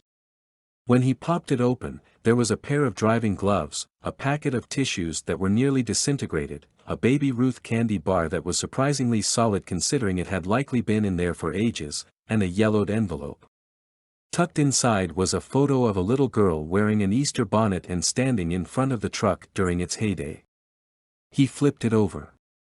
On the reverse side in black ink were the words Chevy Ann and the date. Tucker's heart sped up a beat. He crossed the street to grab a bite to eat at Coconut Cove Cafe when he heard a familiar voice say, "Ford, like the automobile manufacturer." Chevy and several others were gathered around Coco's cones. Ford, the owner's husband and father of the ice cream stand's namesake, answered. "Chevy, like the automobile manufacturer," he echoed. Ford and Chevy both nodded. "Should I ask if a car aficionado was involved in naming you?" Isley asked Chevy as she passed a customer a cone. They all laughed. Chevy brightened when she spotted Tucker. He was eager to show her the photo, but maybe during a more private time. She might get emotional again. He'd mostly grown up with his brother and all his male cousins but was not entirely unfamiliar with the whims of the Ritchie women who weren't strangers to emotions as strong as a Texas tornado. After the customer paid for the cone, Isley said, "Bobby isn't hiring right now, but if you're able to look after Coco, Ford and I wouldn't say no to a date night." Coco was petting the dog and Chevy crouched down to their level. "I think we'd make great friends. What do you say, Coco?" She was so good with kids, so sweet and attentive. The little girl nodded as Claudia and Carter showed up with 3 little dogs in tow. What followed was a lot of sniffing and barking among the dogs. Isley introduced them all. "And don't forget about Bella, Bear, and Lulu," Claudia said, pointing to each of the little dogs. "When did you guys get back into town?" Isley asked. "After a whirlwind trip to Europe where Carter played at a festival, we got in late last night, and are back on the road next Tuesday." Claudia let out a long breath. "That's a lot of travel," Ford added. "And a lot of time in the kennel for these poor little guys." Claudia explained that she'd inherited the fur babies from her aunt. Between Coco's and Chevy's attention, the 4 dogs looked like they were in a complete state of bliss with all the belly rubs. Chevy seemed so at ease. At home with herself. He admired her for it. Meanwhile, he'd been on the run, trying to escape the past. Chevy tilted her head up and her gaze landed on him with her soft brown eyes and full-lipped smile. He'd scarcely been able to stop thinking about her. "I have a surprise for you, Chevy," he said as though it were just the two of them. "Want to grab dinner?" Everyone went silent. A moment later, Tucker realized it sounded like he was asking her out. He was known around town as the Lone Ranger, at least that's what Betty told him. Despite the reputation Florida had for retirees, there were plenty of younger women in Blue Bay Beach, and that town, in particular, had plenty of eligible women to date. However, since arriving the summer before, he wasn't interested. At least, not until recently. His stomach sank as the silence stretched among them as everyone gazed between the pair as though watching a history-making event. Chevy smiled as she stood up. "Is this a triple date invitation? Or just the two of us?" His lips quirked. Just the two of us. He didn't realize it until that moment, but aside from being hungry, the tight clench of his stomach told him that he didn't want her to say no. Chapter 7. Chevy. Once again, Chevy felt swept up in the emotions of the moment as she waved to Isley, Ford, Claudia, Carter, and Coco. New friends, job opportunities, and then Tucker's invitation to dinner raced alongside ideas and feelings and inspiration. Having the giant swap meet, garage sale, yard sale, tag sale, or whatever it was called, would help her buy the parts for the truck and fix some things up around the house, but wasn't enough to live off until she sold the place.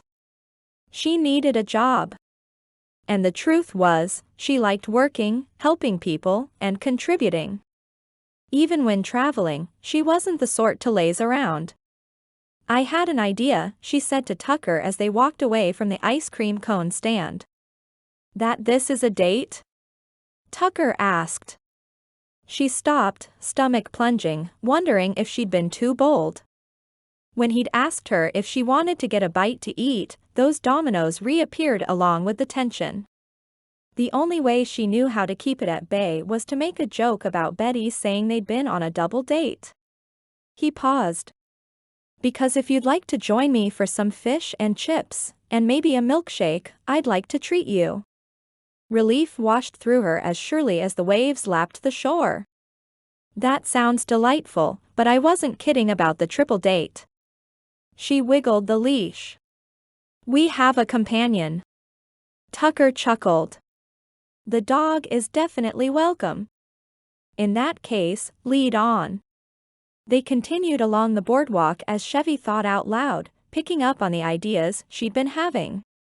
"I love kids and dogs and have been thinking about an idea for work while I'm here. I could start a dog walking service. I bet the dog would like some friends, or maybe you'd find the owner." "Exactly, and I'd get to know people around here too." They were nearly at the snack shack that served fish, chips, burgers, onion rings, and milkshakes. "I mentioned how I've been feeling a little pressure to obtain a skill. Learn how to fix cars or go to college. There's a big span between the two. One is very expensive. I guess you could look at it that way, but you have a skill." "I have." She felt like she always did since she was a little girl. Like she had nothing. "I've worked plenty of odd jobs, but I want a passion like you have for cars." You lit up when you saw the pickup truck. It was like Christmas morning. He laughed lightly. "I just don't know what I want to do with my life."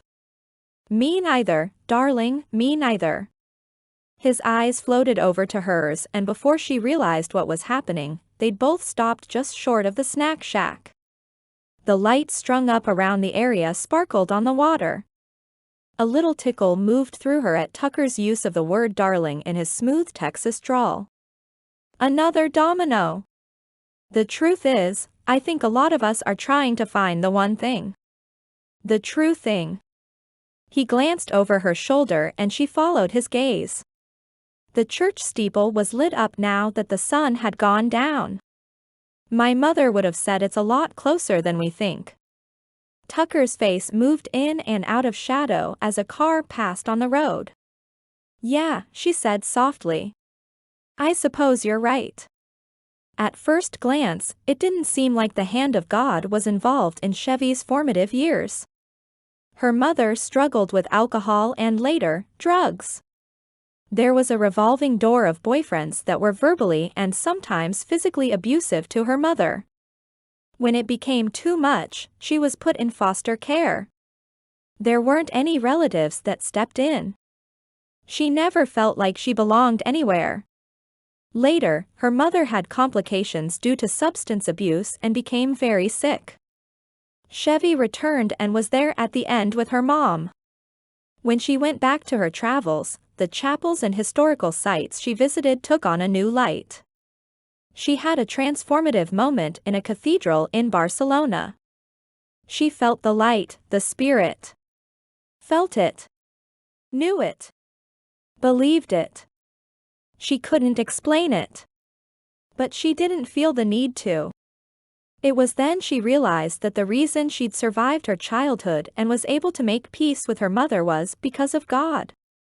Neither of them could control her mother's decisions, but they could forgive her. That was the light.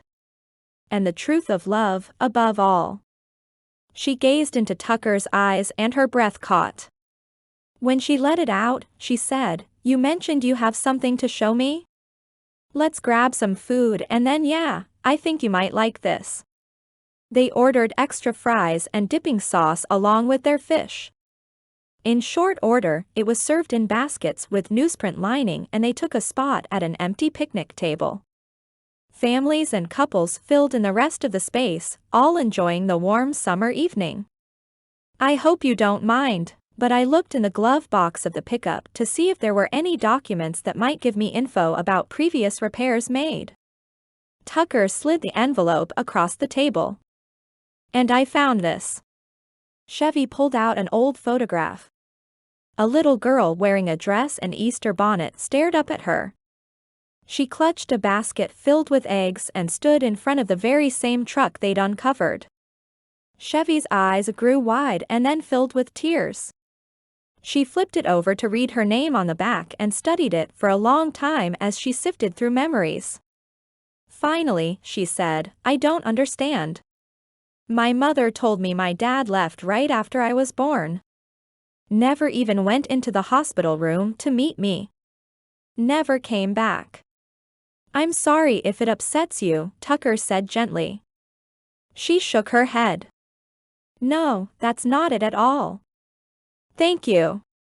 Since being here, I've had this strange feeling like part of me finally belongs. Almost like I'd been here before. Whether or not that's true, I may never know, but there are parts of my past that I don't remember.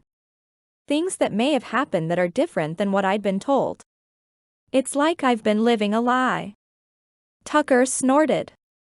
Sometimes it just takes time for the truth to come out.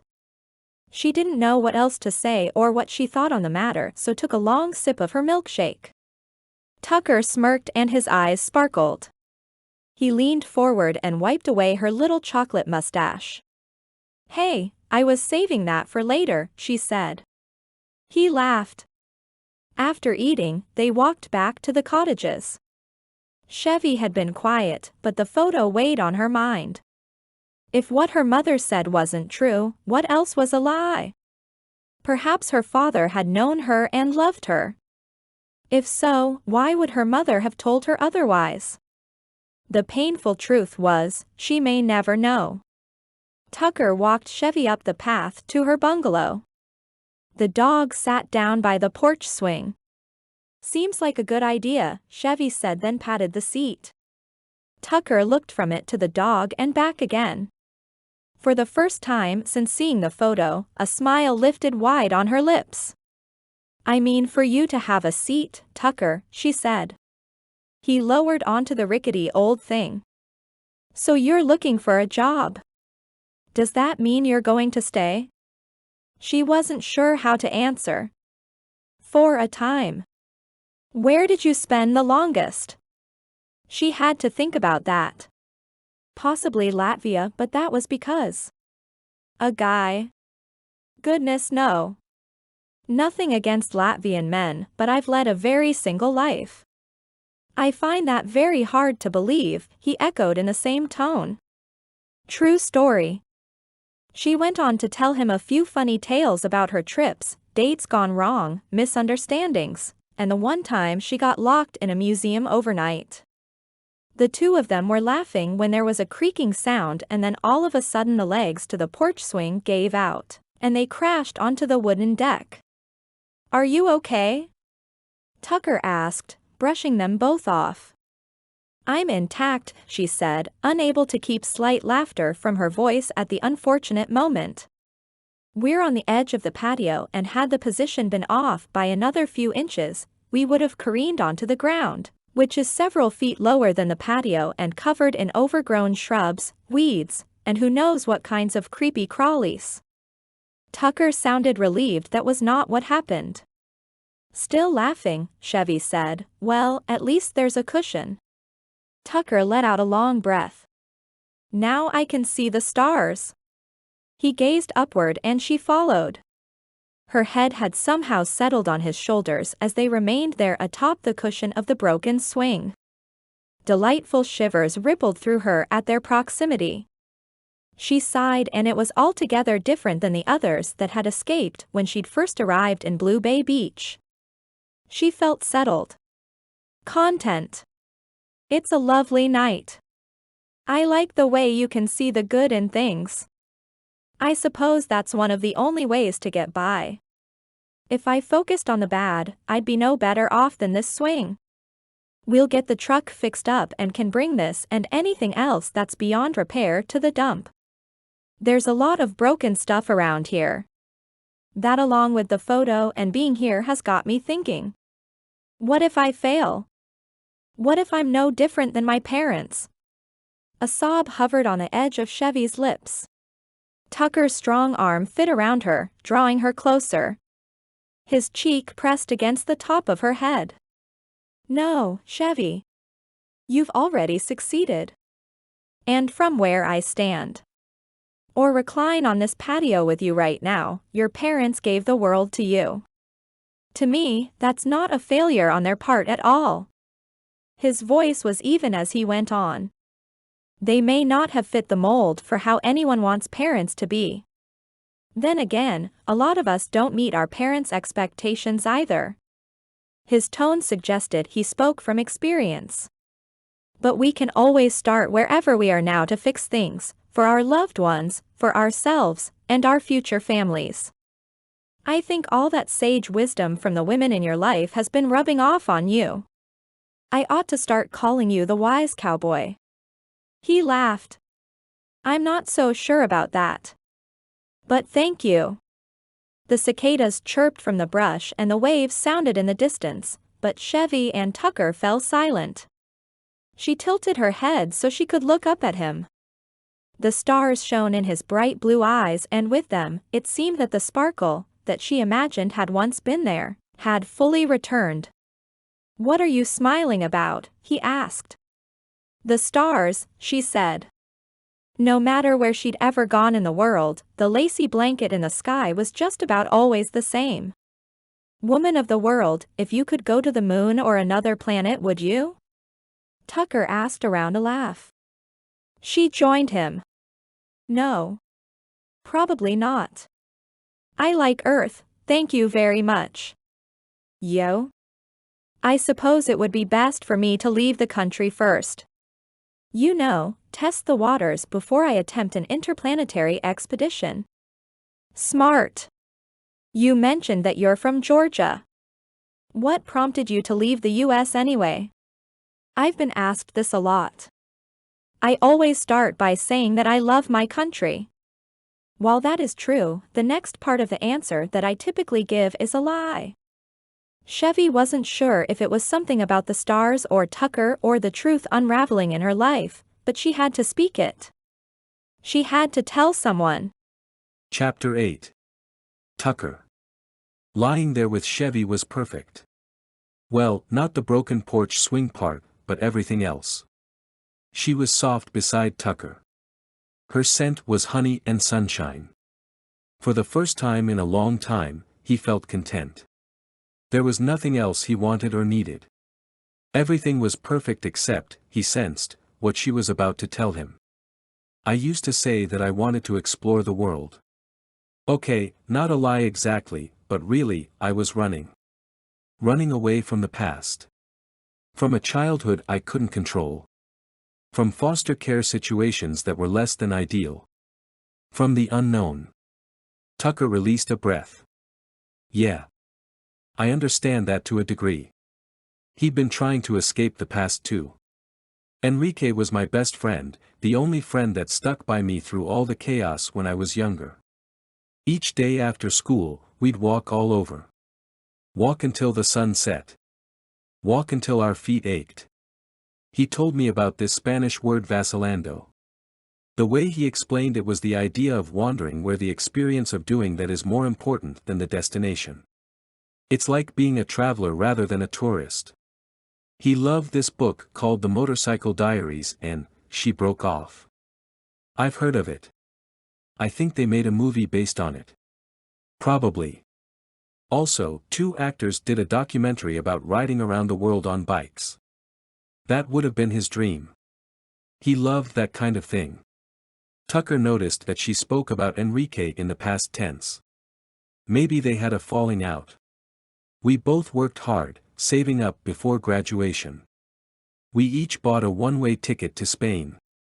His mother was born there and his father here in the States. We didn't plan anything beyond the flight except that we were going to travel 26,000 miles to circumnavigate the Earth before we came back. Sounds like the ultimate adventure. Did your mother know? I went to say goodbye. She said I was unreliable, self-absorbed, selfish. She told me to refund the plane ticket to pay her back for all the food and things she bought me over the years. Hardly. We had state assistants. She'd never worked. Can you imagine? Chevy shook her head. He couldn't. How awful for her. She was doing pretty bad then. That was it for me. I left and never looked back, until Enrique's mother got a hold of me. But before that, we went to Seville, San Sebastian, wandered the cobbled streets, did part of the Camino Santiago. Sadness shaded her voice the more she spoke. Tucker's grip around her tightened, assuring her that it was okay for her to go on. As I said, Enrique loved motorcycles, and racing. Back home in Georgia, he was involved in street racing. I knew it was dangerous. Mostly looked the other way, you know. I mean, we were young. Invincible. We were forever. We bought a bike real cheap in Madrid and that was how we got around. Then we met up with some guys who also liked bikes. They were involved in illegal drag racing. Think of it like the running of the bulls on those old, narrow streets but on motorcycles. Night after night we watched them. Then Enrique took up the challenge. He didn't make it. Chevy fell silent and then sniffled. Tucker didn't let her go. He couldn't let go because his own past was catching up to him at a high rate of speed, slamming into him all over again. There was a reason he'd left home and now he could never tell Chevy. Her voice floated back to him, streaked with the agony of memory. I watched the whole thing. It was like a slow-motion nightmare. The bike took a turn wrong, the trajectory, the velocity. He caught air. Got crunched between a wall and a car. Every day for the following year I'd wake up and remember. But I also remembered what we'd set out to do, so I carried on. So what was the lie? Tucker dared to ask.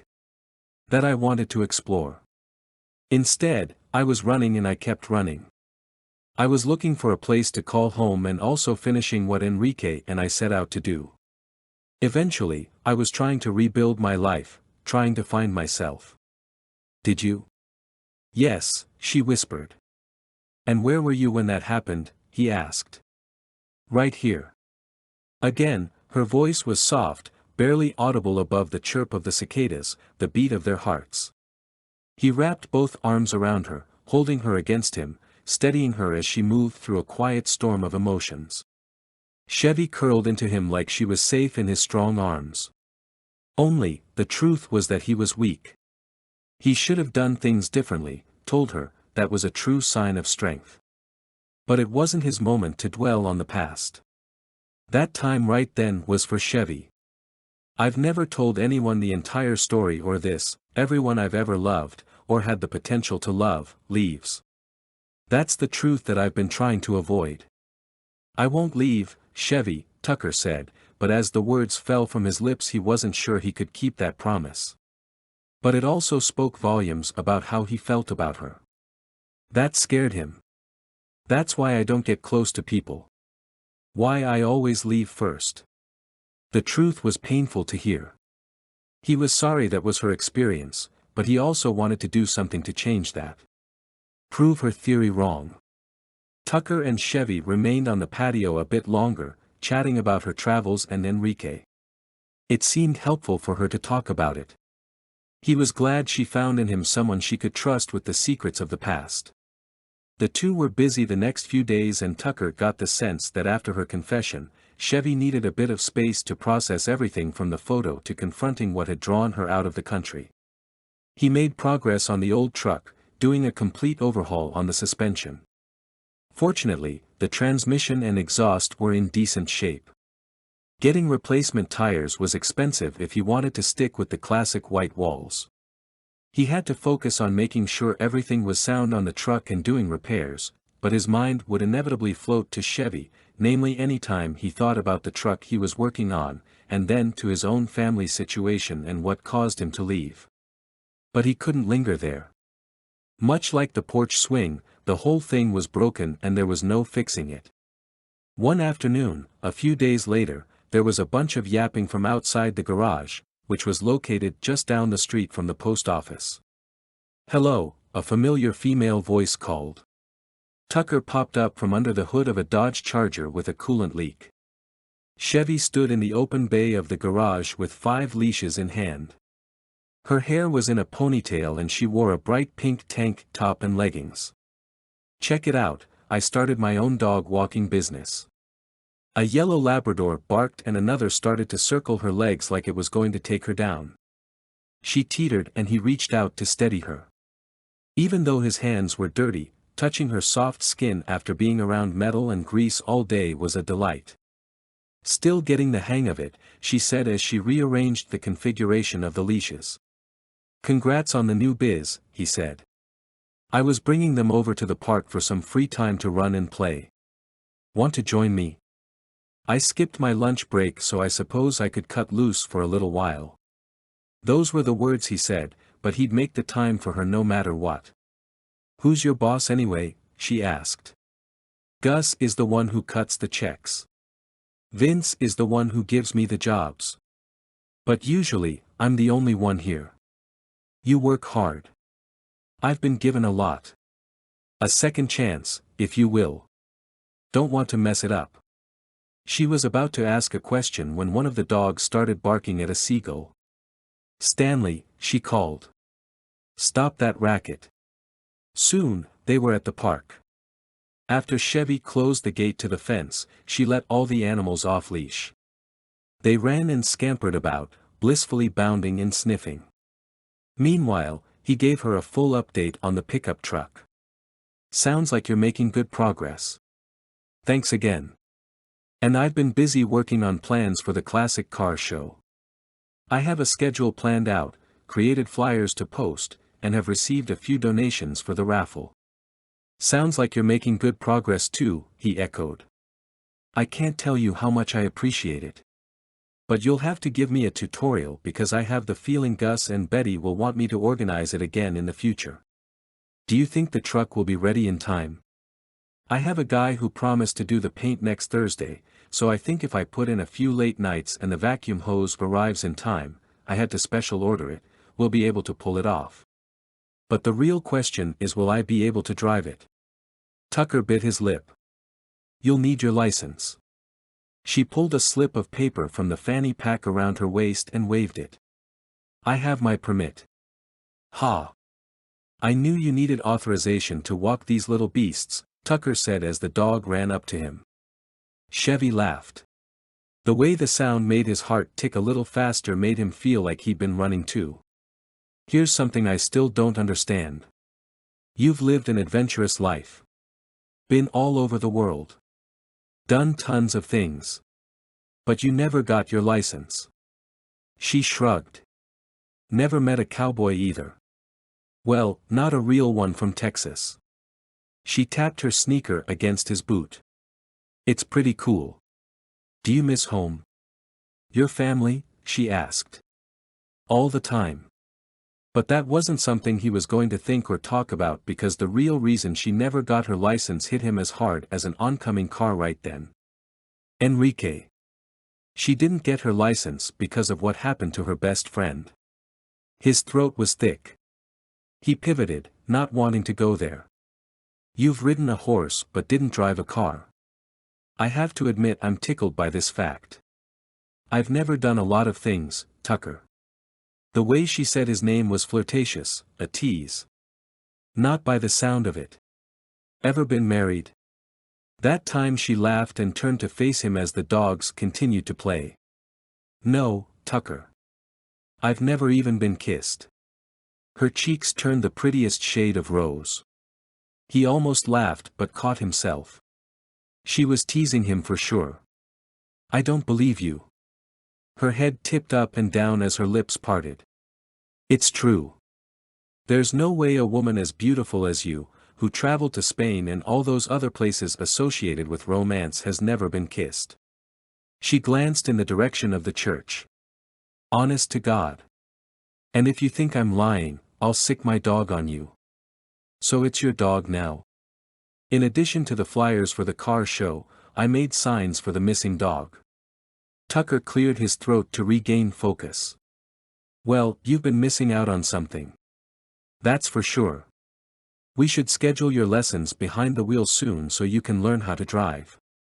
We have to do something about these things you've never done before. Tucker left off the part about how he also wanted to kiss her. Chevy's lips quirked and he fought the urge to lean in and change one of those nevers right then. Chapter 9. Chevy.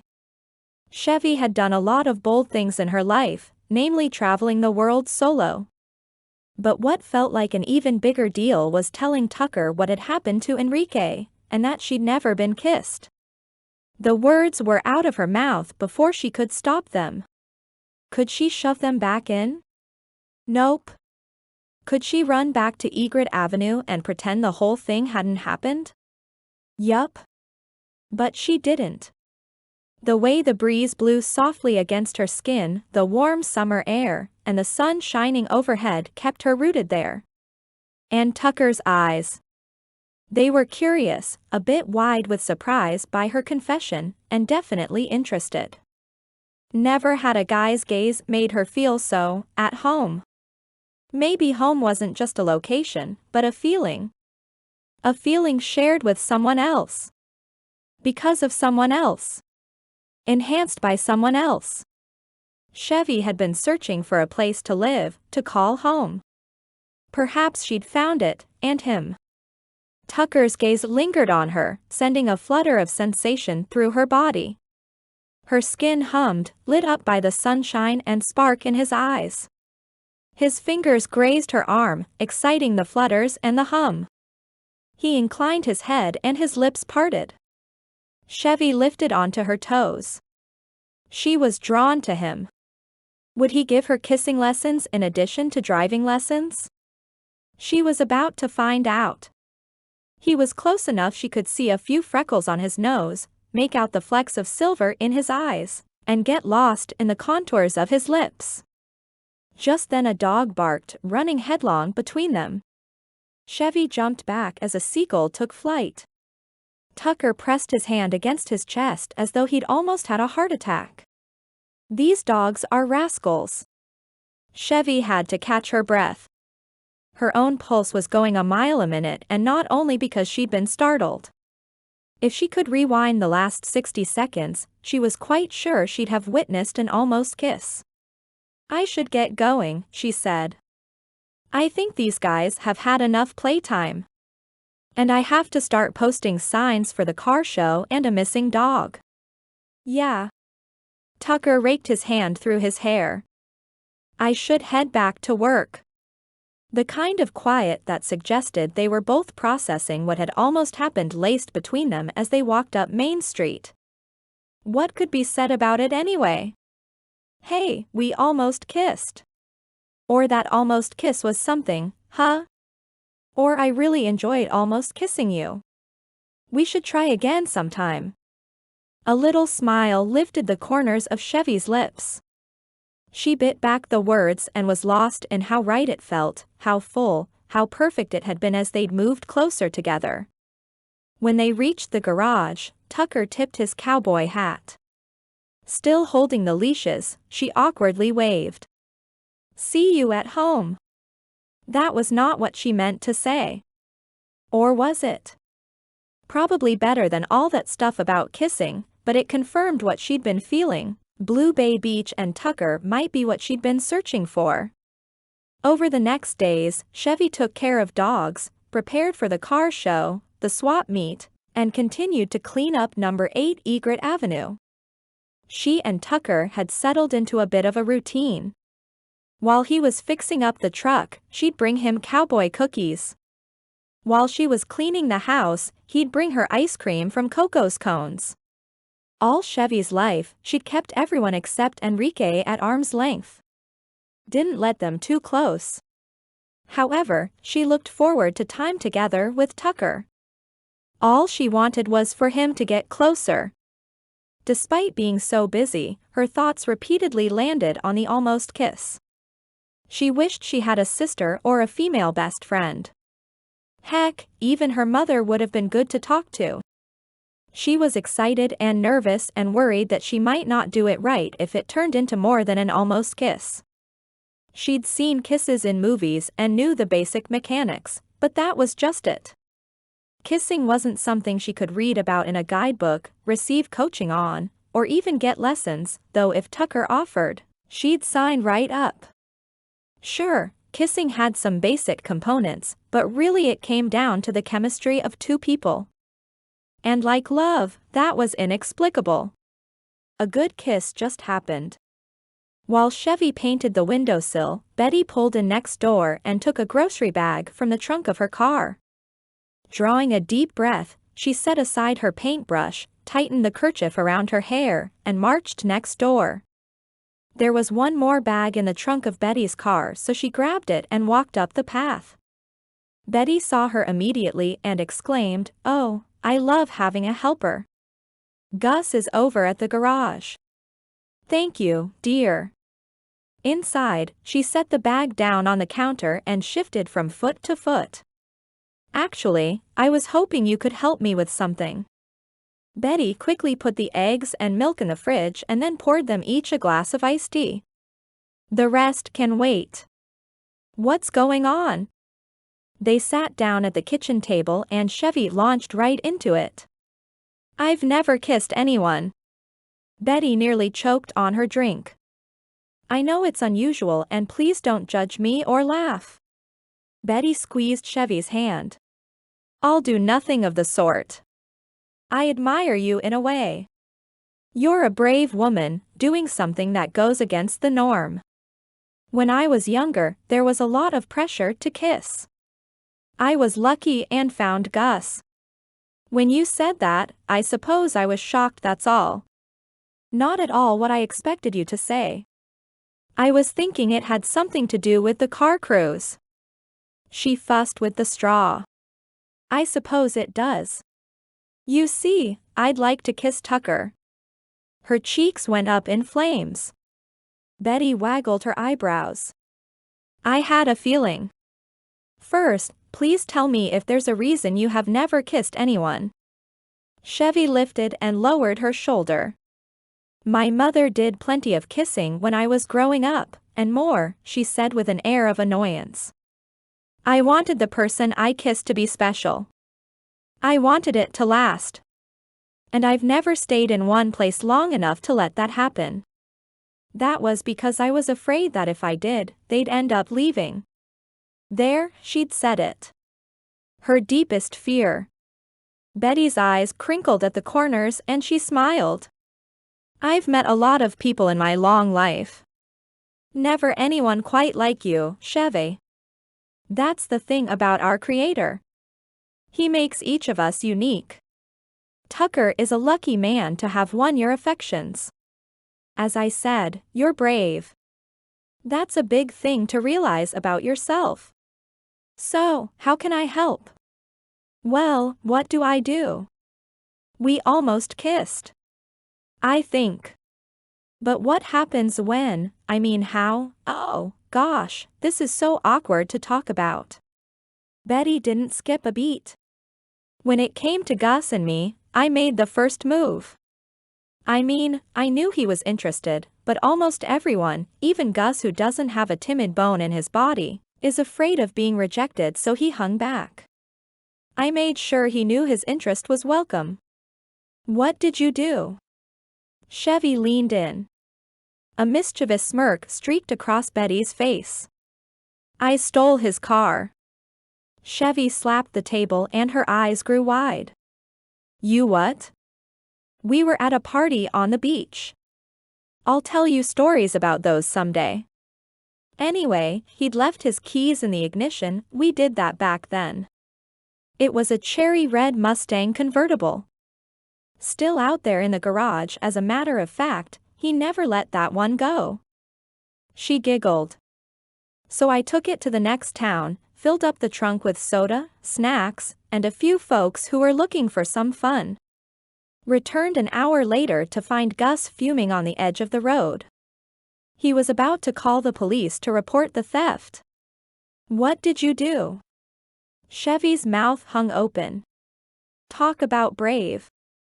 "I dangled the keys in front of his nose and I said, 'You'd better be more careful with these.' I hear keys, especially the ones that belong to hearts, are hard to come by." "You did not." Betty lifted her hand in the air. "Honest truth." Chevy leaned back in her chair. Betty couldn't hold back her laughter. Chevy either. The screen door swung open and a cowboy sauntered in. "What are y'all laughing about?" Tucker asked as he helped himself to some iced tea and refilled the women's glasses. "You," Betty blurted. Chevy felt Tucker's gaze bump over her. She had already been pink-cheeked, but they turned as red as the paint on that Mustang. Of course, Betty, who had the audacity to steal her future husband's car, would spill the beans. "All good things?" Tucker asked. Betty smirked. "Very good things." Mercifully, she brought the conversation around to the car show, which was only a week and a half away. "Is Gus around?" Tucker asked. "I have to ask him about a part." He lifted and lowered his eyebrows. "I expect I'll have a certain Chevy pickup truck here ready for my Chevy." He got up, set his glass in the sink, and sauntered to the garage. "My Chevy. My Chevy. My Chevy." The words filled her head. He meant her. She was his Chevy. Betty let out a low whistle after the door closed. "Think about it this way, dear. You have done a lot of living and you have a lot ahead of you, leaving you with plenty of time to kiss. And I am certain you will." For the next week, the busyness continued. While walking the dogs, Chevy would pass Tucker doing his daily jog along the beach. But no kiss. She checked in on his progress repairing the truck. But no kiss. They collaborated with preparation for the car show. But no kiss. And he'd initiated Chevy's driving lessons. Every evening around dusk, they'd get in Tucker's truck. It wasn't a classic like the C10, but a recent model Ford F-250. But no kiss. She carefully pulled into his driveway a couple of nights before the date of the car show. "You are doing great. Just like you said about riding horses, you seem to be a natural," Tucker said, patting the dashboard. She passed him the keys, recalling Betty's story. Their hands brushed and tingles tore up her insides. "I take that as high praise coming from you." From her house next door, the dog rushed to the window and started barking. "I've been meaning to ask, you posted all of those signs. Anyone claim the dog?" She shook her head. "I even contacted all the local animal shelters, the pound, and pet stores. No one is missing her." Chevy had started to think that she'd miss the dog if she found the owner. And she'd miss Tucker and Blue Bay Beach if she left. "Did all that driving work up your appetite?" he asked. "I could cook us some burgers on the grill." "Sounds great. I have some salad fixings. I'll be right over." She certainly didn't want their time together to be over. In less than a half hour, they were seated at the table on Tucker's back deck. The air filled with the scent of the grill, the lights strung up overhead glowed softly, and the sun had said good night. He was telling a story about Pepper, a naughty old Appaloosa, back on his family's ranch. That doggone animal practically ran the place. "Only listen to my mother," he said. "Do you ever want to go back? Do you miss it?" "Sure do. But I don't know. I like it here." His eyes floated to hers. Her heart did a little dance. "I've been thinking about the dog walking thing. Like, maybe I could make a proper business out of it. There's an open commercial space in town. I could have a doggy daycare, grooming, a little shop. She shrugged. It was a small thing, but in her rare spare moments she'd been obsessing over it, doodling little logo ideas, filling out a business plan she'd found online, researching bank loan options to get started. I thought the picky puppy could be a cute name. Or the discerning dog. I like both, but what about the dog? Tucker said, gesturing to his feet. She'd be the mascot. She's the inspiration. And she doesn't have a name. I'm working on that too.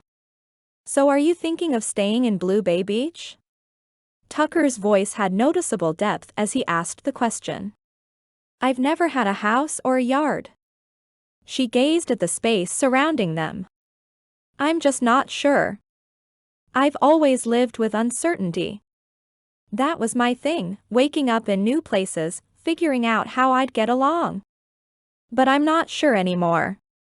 I'm looking for a sign to know what to do. For instance, once I had the opportunity to go to Greece. There was a job available at a market. Sure enough, every restaurant I went to for the next week served some kind of Greek food, gyros, spanakopita, souvlaki. I also had a friend who was headed to South Africa to learn to surf. She asked me to join her, and sure enough, that night, the movie that was playing at the place where I was staying was a surfing flick. She shrugged. You're so spontaneous. I've never been that way. Tucker took a bite of his burger. I think that's one of the things I like about you. You're solid, rooted. She liked a lot of things about him. His voice was especially low when he spoke, as though the compliment struck him. To be clear, you're looking for actual signs? It sounds silly, but yes, I am. Then I know exactly where to go. Meet me here tomorrow morning at 8:45. Dress in your best, Tucker said with a wink. Ooh. Sounds adventurous, she said. My favorite. Chapter 10. Tucker. Tucker had been looking for a sign too. When Chevy mentioned she was seeking an actual sign, he instantly knew the place to go. After what she'd said about visiting cathedrals and lighting candles, he hoped returning to church would help him figure out if he should return his brother's repeated calls. Chevy's question about a sign was the little nudge he needed to spark the idea. All he could think about was his neighbor with the kind of hair that could get tangled in the wind while on the open road. He had the urge to tame it and let her tame his wild heart. The only way things could move forward between the two of them was if he reconciled his past. He just wasn't sure how to go about doing that. There was so much that had happened: tragedy, misunderstandings, words unspoken, and lies told. For years he doubted it could be fixed, but after Chevy told him what had happened with her best friend Enrique, the only way they could be together was if he made things right. He could hardly live with himself and the secrets he kept. That was why he'd left the ranch. The more distance he put between himself and everyone back in Texas, the better off they all were. He didn't expect Chevy would be able to accept the mistakes he'd made either, but he had to try. After getting dressed, Tucker peered out the window. Pale clouds filled the sky, which wasn't a great sign for the car show. Some of the locals called the early morning dreary skies June gloom. He hoped it would burn off by the afternoon. The screen door of number 8 Egret Avenue knocked against the frame and Chevy stepped out wearing a pale yellow dress that reached her calves. Her hair was down and he could hardly think straight for his desire to run his fingers through it. She was the one. She was the sign he'd needed. For years he thought there was nothing for him after all he'd done. In her, he saw hope, promise, and joy. Letting out an uneven breath, he crossed the driveway and met her on the path leading to her bungalow. "Good morning, sunshine," he said. "You look downright beautiful." She smiled and her cheeks tinted pink. "It is a good morning, but I'm not so sure about the sunshine. I bet it'll clear up in time for the big event later." "Speaking of big events, are you going to tell me where we're going?" she asked. "Let's see. Do you want to guess?" he asked as he lifted his elbow for her to take.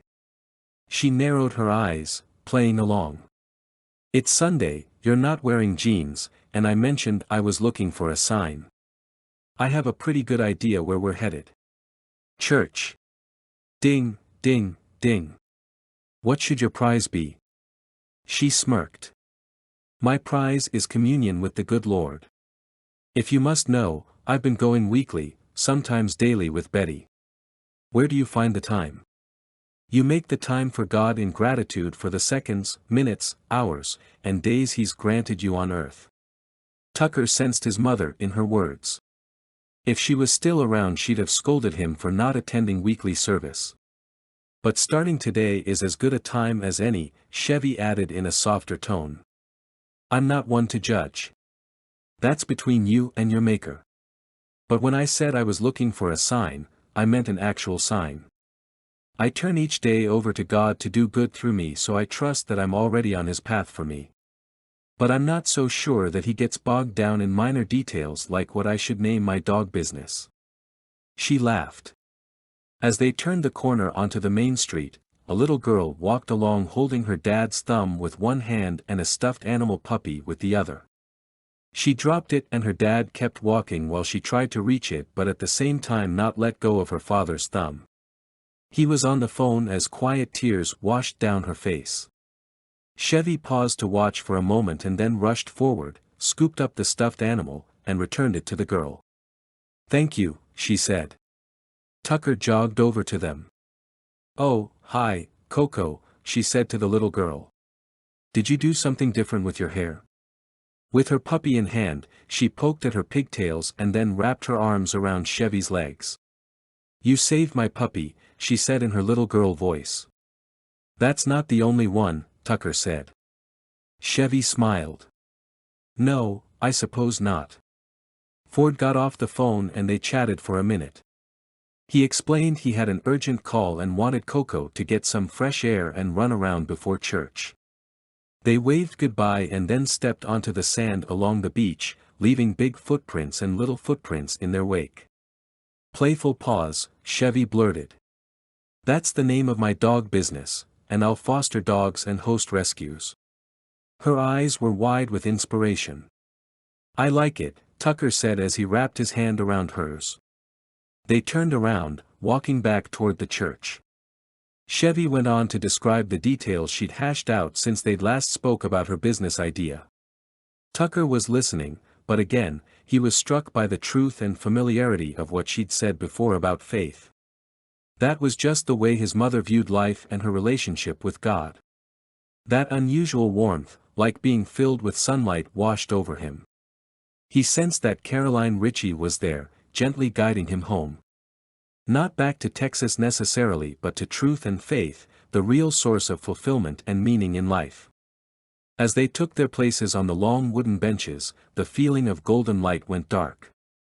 As they moved through the service, shame dredged up the ghosts of Tucker's past, reminding him of how terrible and unworthy he was.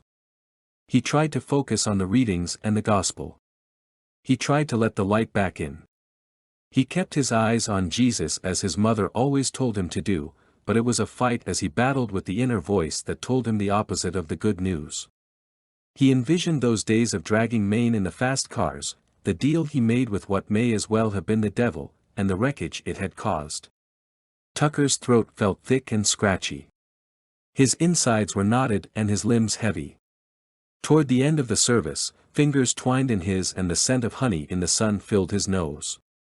Be here with him. Whatever it is, surrender it to him. He wants your heart, Tucker. He was certain Chevy had spoken the words, but they were so filled with spirit he opened his eyes to be sure. She smiled warmly at him and squeezed his hand. He returned his attention to prayer and did what she said. He humbly went before the Lord, declaring his sins and asking for forgiveness. After the service, they stepped outside. The clouds didn't part, but Tucker felt considerably lighter. We have a couple of hours before we have to head over to get things ready for the car show. Chevy gazed toward the boardwalk that led to the town common by the snack shack. They'd be providing food for the event along with Coconut Cove Cafe. But first, Tucker had a plan for brunch. "I have a surprise for you," he said, catching Chevy's hand in his. "I guessed that we were going to church together this morning, but I have no idea what this might be." He smiled as they walked toward the garage. With each step, her smile grew as though she was quickly figuring it out. Giddy with excitement, her hand tightened around his as they stopped in front of the garage bay.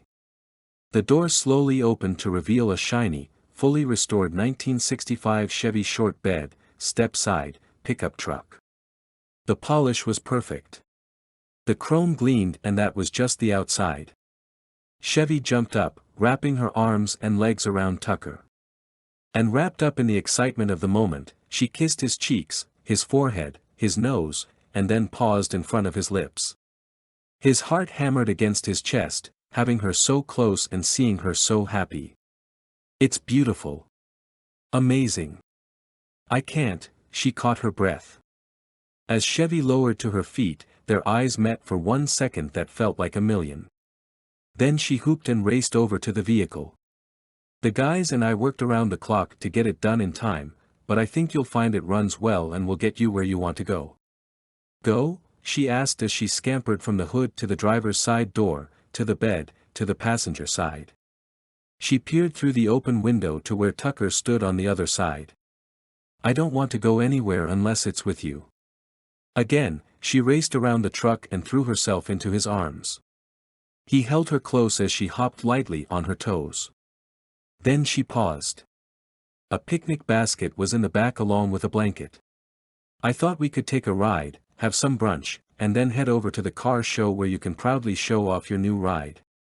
"Our new ride," she corrected.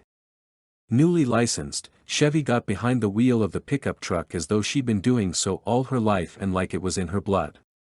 She opened up the engine along Mansion Mile, the long road that led out of town. Sure enough, the wind whipped her hair as music played on the radio, and she stretched one arm out the window and whooped. Chevy Ann Muller was the embodiment of freedom. The exact girl he'd been looking for all of his life. He pumped his arm as they sang along to the song about summertime, joining her in the joy of a simple Sunday spent in praise of God, run by gasoline, and with each other. He had the sudden urge to kiss her. Kiss her madly. He wanted to smother her with kisses at stop signs, when she was walking the dog, when they'd see each other at the garage. All the time. But she'd saved her first kiss for a reason, and he'd respect that even though it felt impossible. A few miles down the road, Chevy pulled off by the beach. "You did great. A natural," he commented on her handling the truck. On the sand, Tucker spread out the blanket and set out the items Betty had kindly packed for their picnic. As they ate melon and egg sandwiches, Chevy kept glancing back at the truck. "I love it," she exclaimed repeatedly. "I love it." He wanted to repeat those 3 words but change one. "Change it to you." But that darkness inside of him didn't abate. It held him back.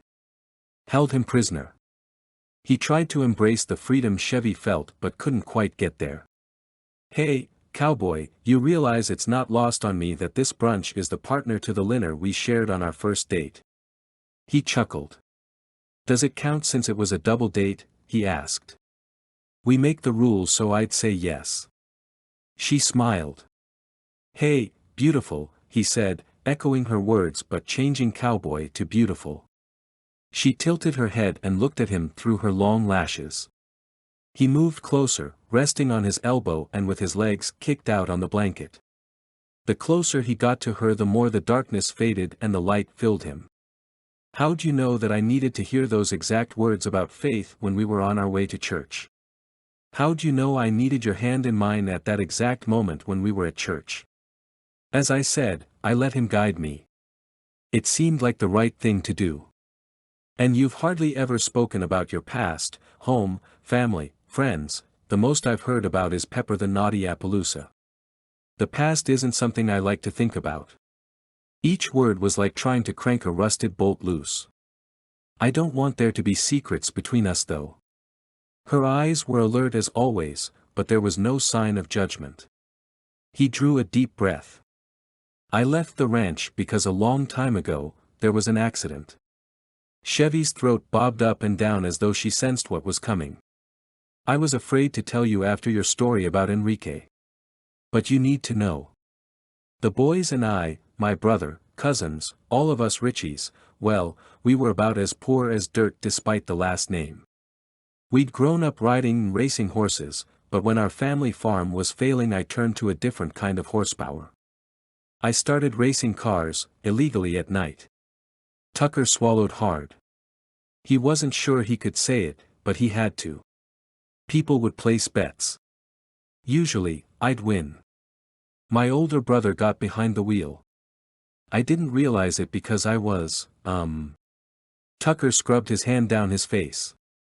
Chevy's expression was moments away from cracking. She leaned in as though lending him the courage to continue.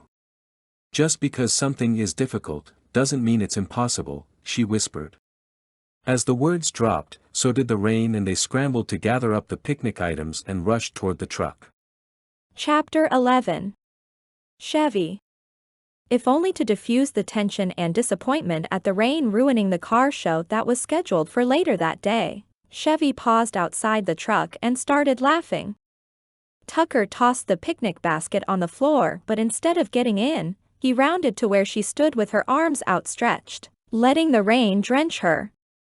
She spun in a slow circle and opened her mouth, catching the drops with her tongue. She gripped Tucker's damp shirt.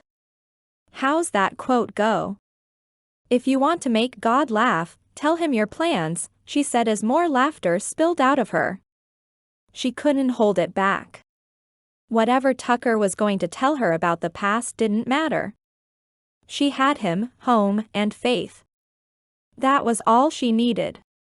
Her smile was as wide as the shoreline as she turned to Tucker. He held up the keys to the truck, dangling them in front of her face. I think you need these. She recalled Betty's story about letting Gus know she was interested. Chevy snagged the keys from his hand but then stepped forward, closing the space between them. Her stomach tightened. Her knees felt wobbly. No, Tucker Ritchie. I need you. He blinked once, twice. He leaned in. The world blurred. She closed her eyes. Time and the rain seemed to stop as their lips collided, though it was his cowboy hat that shielded them from above. Chevy shivered a little bit. Not because she was cold. She was on fire. It was like she'd been shocked. And she was. She'd never kissed anyone before. But somehow her heart knew to wait for Tucker. He was the one. Her cheeks flushed as his mouth moved against hers. Warmth spread through her like wildfire. The kiss was at once hungry and demanding but as sweet as sugar and as soft as silk. It turned out she didn't need lessons.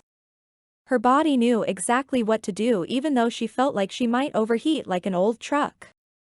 She melted against his mouth. Her heart thundered against her ribs. Her blood raced in her veins. Her arms and legs and chest made contact with Tucker, scrambling for surface area like rubber meeting the road.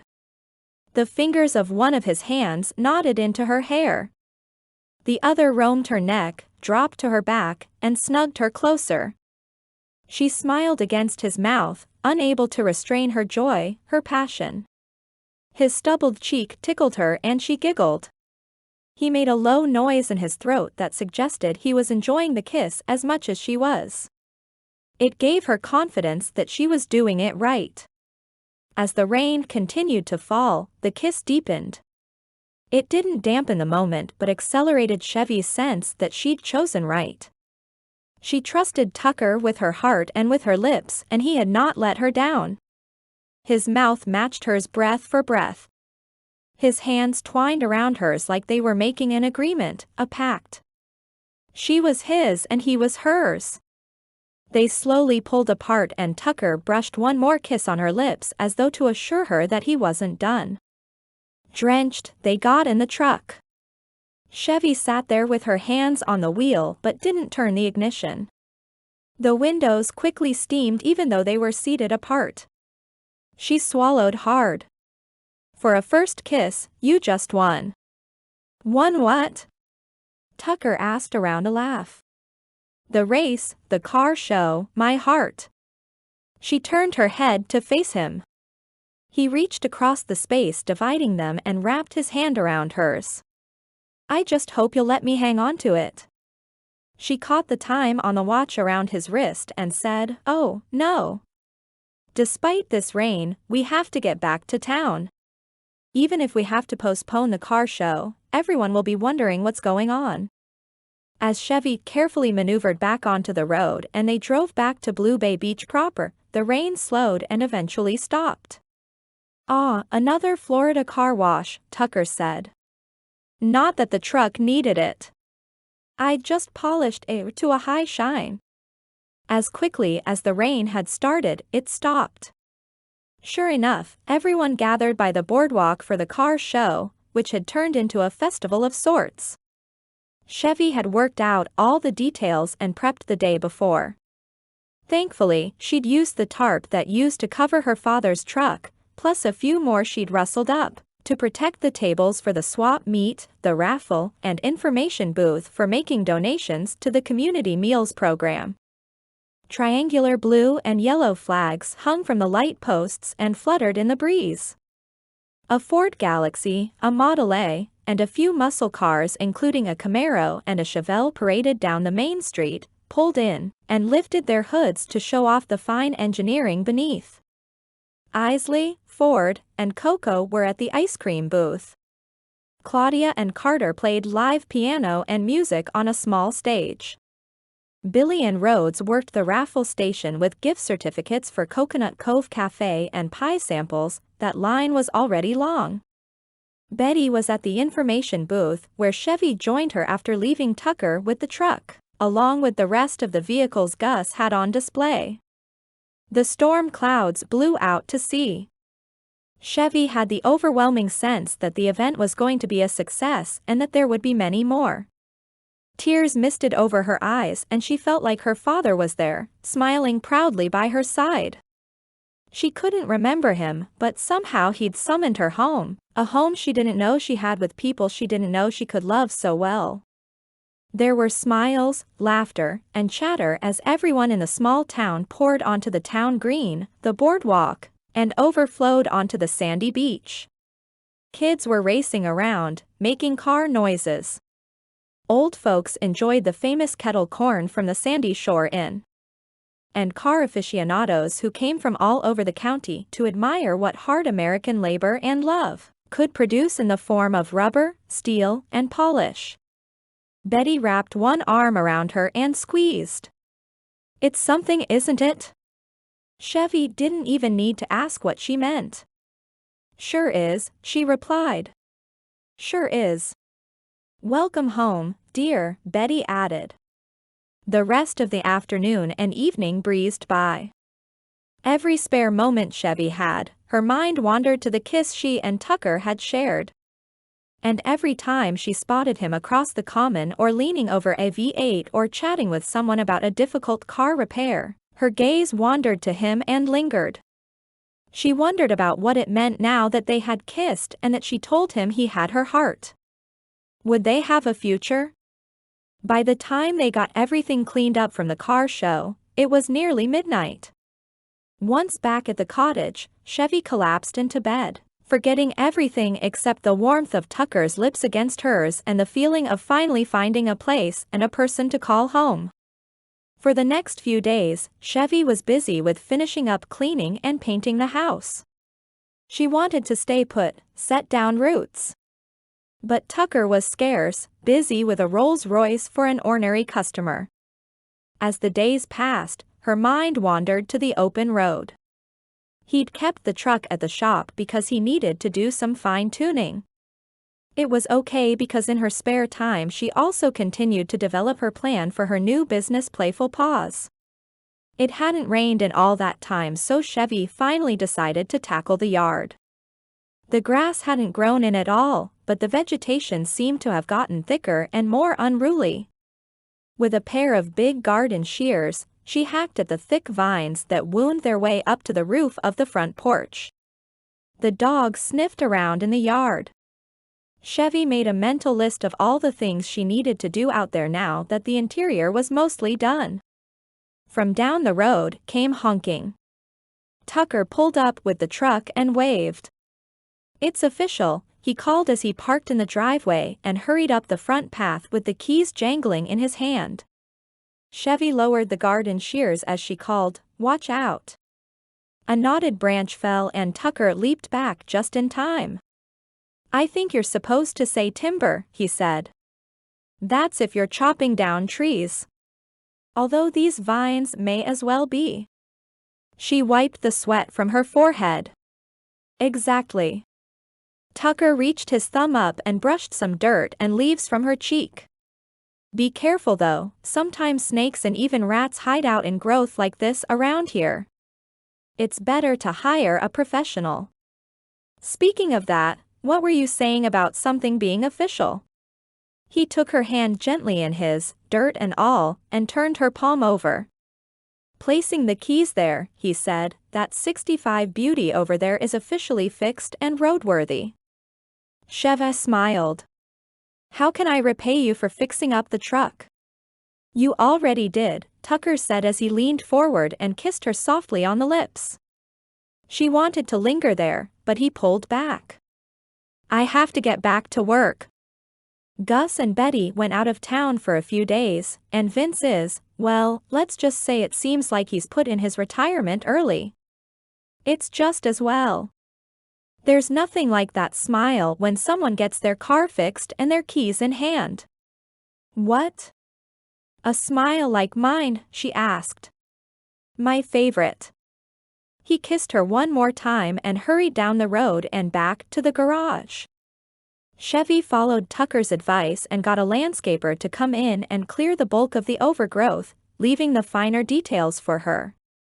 In the coming days, the routine they'd established with little visits throughout the day, including cookies and ice cream, got thrown off.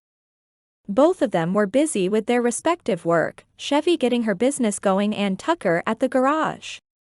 One night, it was raining and she settled in to watch TV, something she hadn't done since arriving in Blue Bay Beach because there hadn't been time.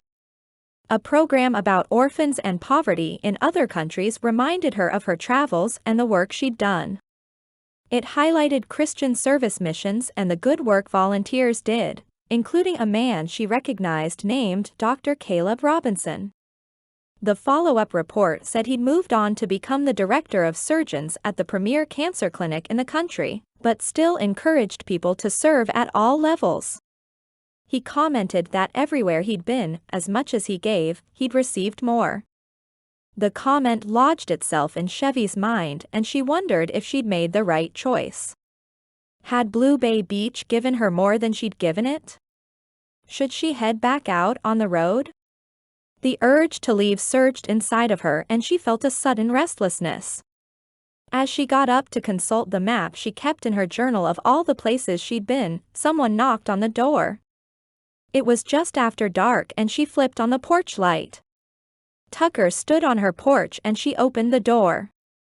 "Howdy, stranger," she said. He smiled, or half smiled. She fell into his arms, but they didn't kiss. Something felt off, or maybe it had just been a while. What? A few days, and they needed to get back in their groove. "Howdy," he repeated. "I was hoping we could talk." She nodded and fought against a cratering feeling in her chest.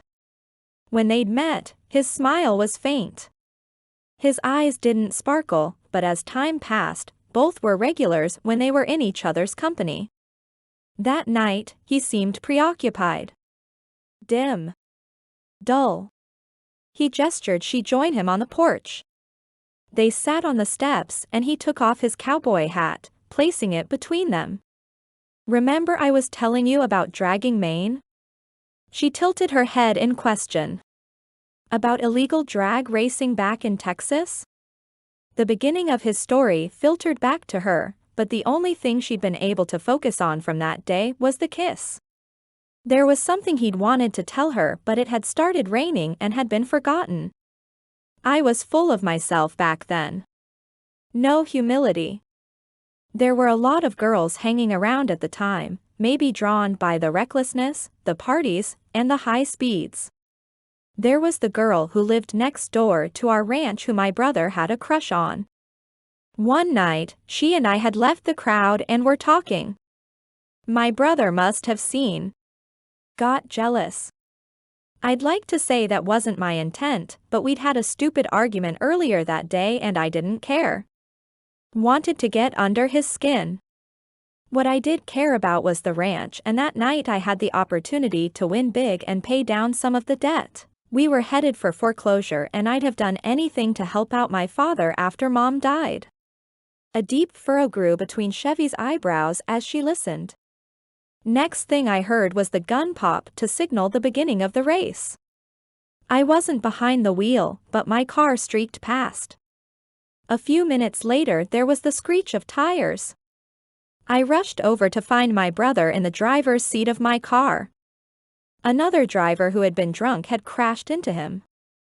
I wasn't sure if Parker had any. As a rule, I don't drink and certainly not drive, but those racing nights would get wild. There was no telling what people would do. Anyway, I hauled my brother out from behind the wheel and got in myself. He was the one with the steady job and I didn't want him to take the fall. Was he okay? I don't know. I haven't spoken to him since. The words were heavy. From what I gathered, my brother was ticked off at me because he thought I was with his girl. He took the keys. Took off, posing as me. The police came. The other guy, the one who'd been drinking, didn't make it. We got in heaps of trouble. But I took the fall for Parker. Then everyone heralded me as the golden boy. I'd escaped without a scratch. But that wasn't true. My family was broken. I was a liar, so I took off. His lips parted like he was going to say more, but he closed his mouth. I know what it's like to run away. The guy in the other car died, Chevy. Just like Enrique. Her pulse picked up the pace as she thought about her best friend. She wanted to take Tucker in her arms, but she was afraid that if she did that would be the last time because both of them would keep running away instead of toward each other. He'd done something wrong in the past, kept it a secret, and then ran. Every time she'd ever loved or had the potential to love, she was left. She feared he'd be no different. Just as she'd decided to stay, she knew the look on Tucker's face. He was going. She was sure of it. Headlights beamed across Egret Avenue, coming rapidly toward them. The streets in their neighborhood were usually quiet. Betty and Gus were home and the cars belonging to the other houses were all in their driveways. A large truck came to an abrupt stop in front of Tucker's bungalow. A man cut the engine and got out. He marched toward the house next door. His cowboy hat was a silhouette in the low light. Tucker got to his feet. "Parker," he called. The man turned and was illuminated by the streetlight. He resembled Tucker with his large frame, muscular arms, and the little bend in his nose that must not have been a result of a break but a family trait. Chevy took one glance up at Tucker and it was like he was a candle and someone blew him out. He spared her a glance over his shoulder as he raced down the path and into the night. She went inside. She'd lost him. Chapter 12. Tucker. What was Parker, Tucker's brother, doing on Egret Avenue? Tucker wasn't going to have his past collide with his present, at least not in front of Chevy. It was hard enough to tell her the full story and feel the crippling pain of her rejection. No, she hadn't said as much, but he knew it was coming. There was no way someone like her would want him with his history. Parker stood as tall and strong as he remembered. He was the typical older brother, bigger, smarter, and bouger. He also had 8 years on Tucker and often gloated about how much more mature he was. He gripped Tucker by the shirt and pulled him in for a hug. Real men wore cowboy boots and real men hugged, that was what their mother always said anyway. Then he took a long look at Tucker. It was almost like looking in the mirror. They had the same light blue eyes and bend in their nose. The eyes came from their mother and the nose was a Ritchie trait. Then Parker pulled back his arm and punched Tucker square in the face. "What the?" Tucker hollered as he cupped his nose. He didn't waste another second, he swung, landing a jab on Parker's jaw. He grunted and then leaned against his truck, rubbing his cheek. "I deserved that." "You did too. Now, let's go." He didn't argue. Mostly because he didn't want to explain things to Chevy. The relationships among the Ritchie men were masculine and complicated. The women had drama and difficulties of their own. Maybe that was why the ranch was in shambles. The family could hardly figure out how to get along after Caroline died. She was the glue that held them all together. Tucker took Parker's arrival as a sign that it was time to leave. To go home. To lick his wounds. He'd see Camden, Jameson, Harrison, and the others. He'd tend to things on the farm. He'd forget about the fantasy on Egret Avenue. It was better for Chevy anyway. This is how it's going to work. Go get your stuff. Follow me west. You got it? Parker's tone was all command. Tucker nodded and did as told. He'd always been in his brother's shadow and rarely defied him except that one time he flirted with the girl next door and landed them in that dreadful situation. If only Tucker had been in that car, maybe he'd have been the one with the broken ribs and concussion. Instead, Parker had the injuries and they had to lie, saying he'd been in a tussle. Or perhaps Tucker would have seen that Rory Tomlin had been drinking, would have stopped him from racing, and the guy would still be alive. Tucker snorted. Their mother always warned them against lying and sin. She'd said, "Boys, don't ever do anything that disconnects you from or puts distance between you and Jesus and you'll live a good life." They'd certainly screwed that up. Tucker got into his truck and without a backward glance, he pulled out of the driveway and away from Chevy. The girl whom he'd kissed, who'd sparked life into him, ignited his heart. It was scorching, burned through his shields and fears. But they all raced back to him, leaving him feeling low, no good, and undeserving. Even though he didn't see her face as he departed without a goodbye or explanation, he could imagine the confusion and disappointment.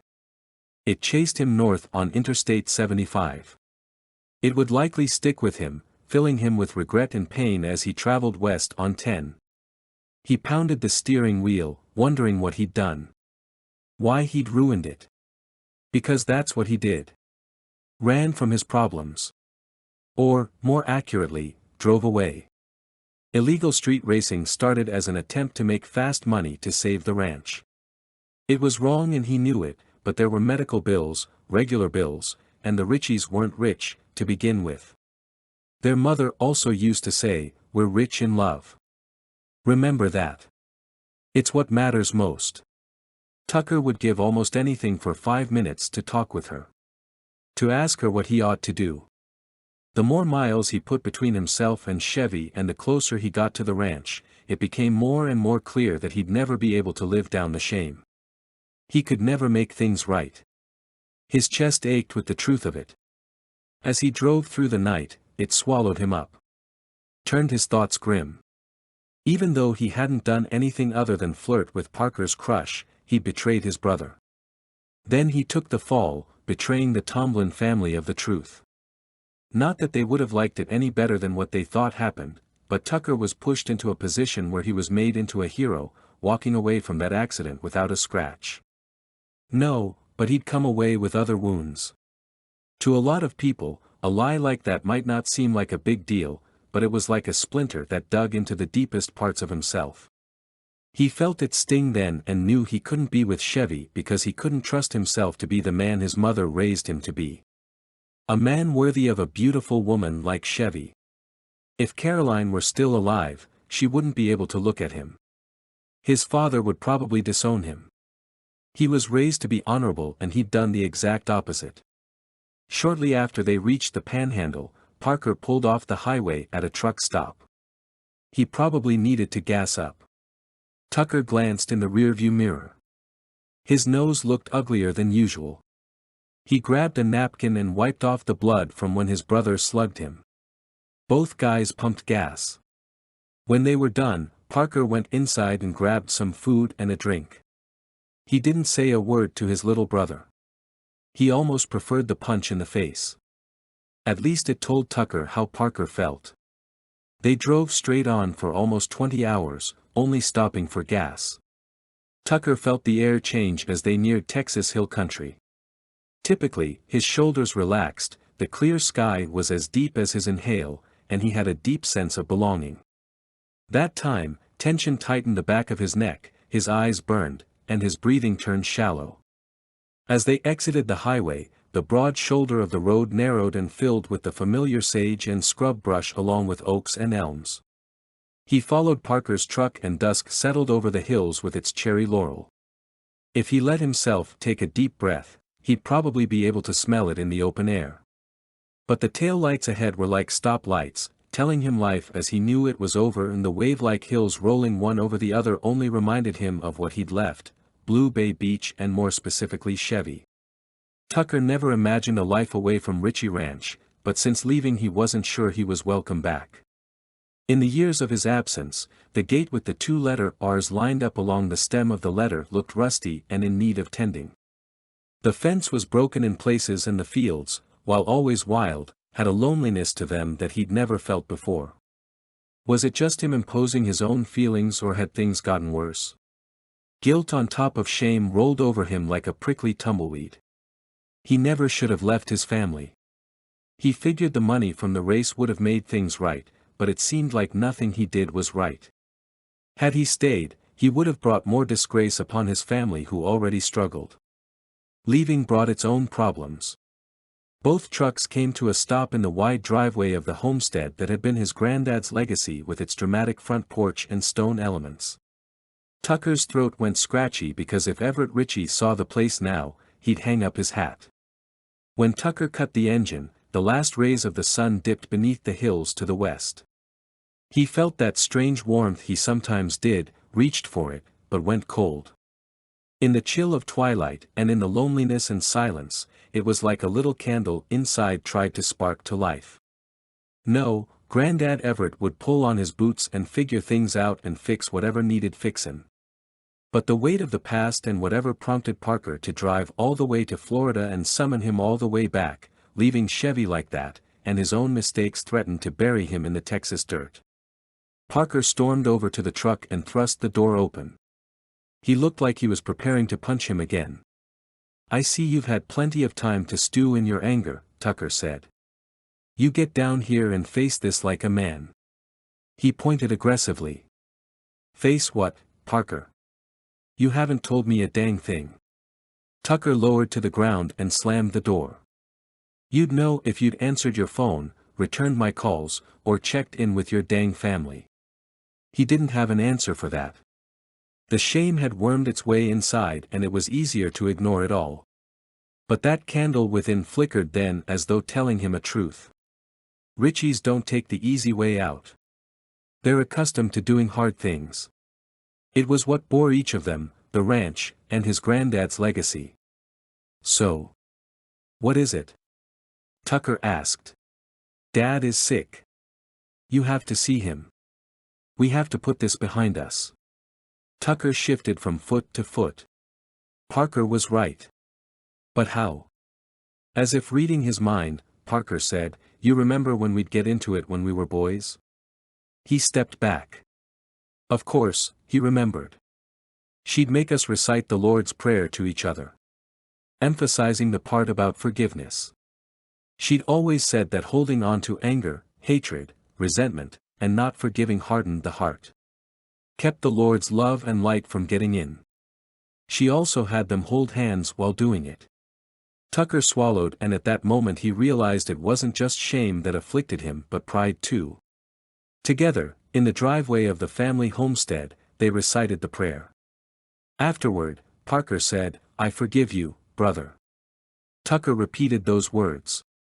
Parker added, "Okay, now you need to forgive yourself."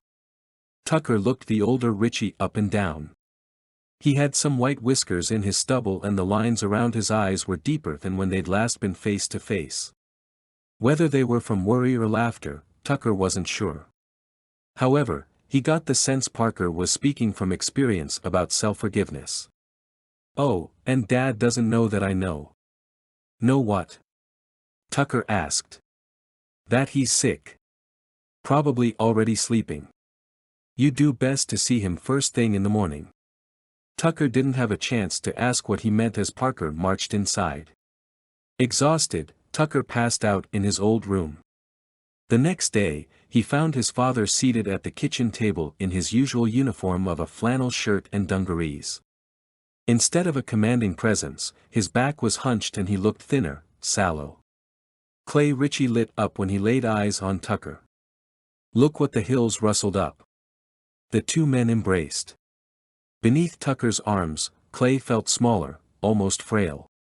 When they parted, Clay leaned back like he was going to slug his son.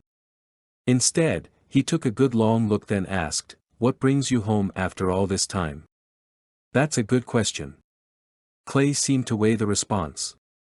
"Then I know where to find the answer. Come with me." He sauntered toward the door, leaving Tucker with no choice but to follow. Clay was a man of few words and preferred action, so it was typical of him to do rather than to talk. They walked to the barn and the state of things at the ranch was worse than Tucker had imagined. The Ritchies weren't strangers to hard work, but money was harder to come by. Like when he left, it seemed more than a little was needed to buy supplies to fix the fences, diesel for the tractors, and likely repair parts for those too. The paint on the barn was peeling, which was less of a concern than the roof, which looked like it might blow off in a stiff wind. Tucker had been gone too long. He should have been sending money home. He'd failed. The cost of his mother's treatment and care had been so high, they'd put everything into it, even borrowing money. But in the end, they lost her anyway.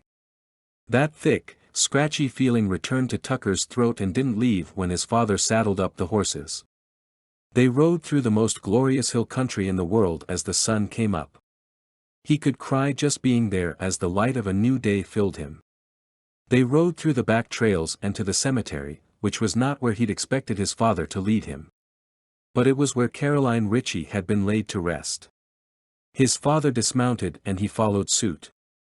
"Son, there's an angel buried in here." "I'm sure of it. I come here when I need to," he cut off. "Well, when I need a sign, a reminder, to firm up my belief that God is good and He is here with us. Things haven't been easy since you've been gone. I don't reckon they'll get easier either. But your mother had a way of making the best out of the most difficult times." Tucker remembered the day when she learned her diagnosis was terminal. Throughout her treatment, she kept her chin lifted and had a positive attitude. When she told her boys what was going to happen, she shed a few tears. Then she explained it wasn't for herself, but for them. She was sad about leaving them behind. She lived each day in gratitude for what God had given her, not what had been taken away. She didn't look at it that way. If we want to live a righteous life, we ought to do the same. If we want to honor her and these gifts we've been given, we have to make amends. Tucker thought of Chevy and her mother, the candles she'd light whenever she went to a cathedral or church. "You're right, Dad. And I'm sorry. I'm sorry for all that I've done and haven't done. Will you forgive me? Just as soon as you forgive yourself." Clay winked. Tucker was quite sure he knew about dragging Maine. Maybe even the accident. The two sat there for a long time as the sun shone on them. Tucker thought about everything that had gone wrong and decided for once, it was time to focus on what had gone right. Chevy came to mind. Why had he just left? Same reason he left home originally. He couldn't face disappointing others. But a thought came to him along with a surge of warmth. Maybe the only thing he'd done to disappoint Chevy and his family was to leave. "Oh, that look. I know that look. It's the same one I have every time I think about your mother." You found a lady, didn't you? Clay said, breaking into his thoughts. Sitting there before his mother's grave and beside his father, Tucker told him everything. There are 3 things for you to do. 1. Apologize. 2. Tell her how you feel. 3. Ask her to marry you. That last one he wasn't expecting. It's once in a lifetime a woman like that comes around. Do whatever you can to make sure she feels like the gift that she is. When they rambled back to the house, Parker was waiting. I considered not telling you, but no more grudges, eh? Tucker couldn't quite read his brother's expression. A gal named Chevy said she's on her way, Parker said. What? Where? Tucker asked. Parker gripped Tucker's shoulders and repeated himself. Said she's coming to Ritchie Ranch in an old truck you helped her fix up. Tucker's stomach flipped. She'd only just learned to drive and they'd hardly tested out the truck. No way should she drive all that way alone. As though reading his son's mind, Clay said, signs, huh? You said your lady was looking for signs. For the next 30 minutes, Tucker, Parker, and Clay employed any and all contacts Camden, Clint, Jameson, Harrison, and all the Ritchie family had with the highway department between Texas and Florida. Just then, the familiar warmth surged through Tucker, lighting him up, and he realized what it was. Hope. Chapter 13. Chevy. Chevy stuffed the notebooks and plans for her new business into a folder. Playful pause would not come to be. Tucker up and leaving like that gave her a lot to think about. She didn't just have second thoughts, she had third, fourth, and fifth thoughts. She'd opened up, put her heart on the line, and trusted Tucker. The dominoes fell. It was over. It wasn't so much his story about the dangerous drag racing and lying then taking the fall for everything.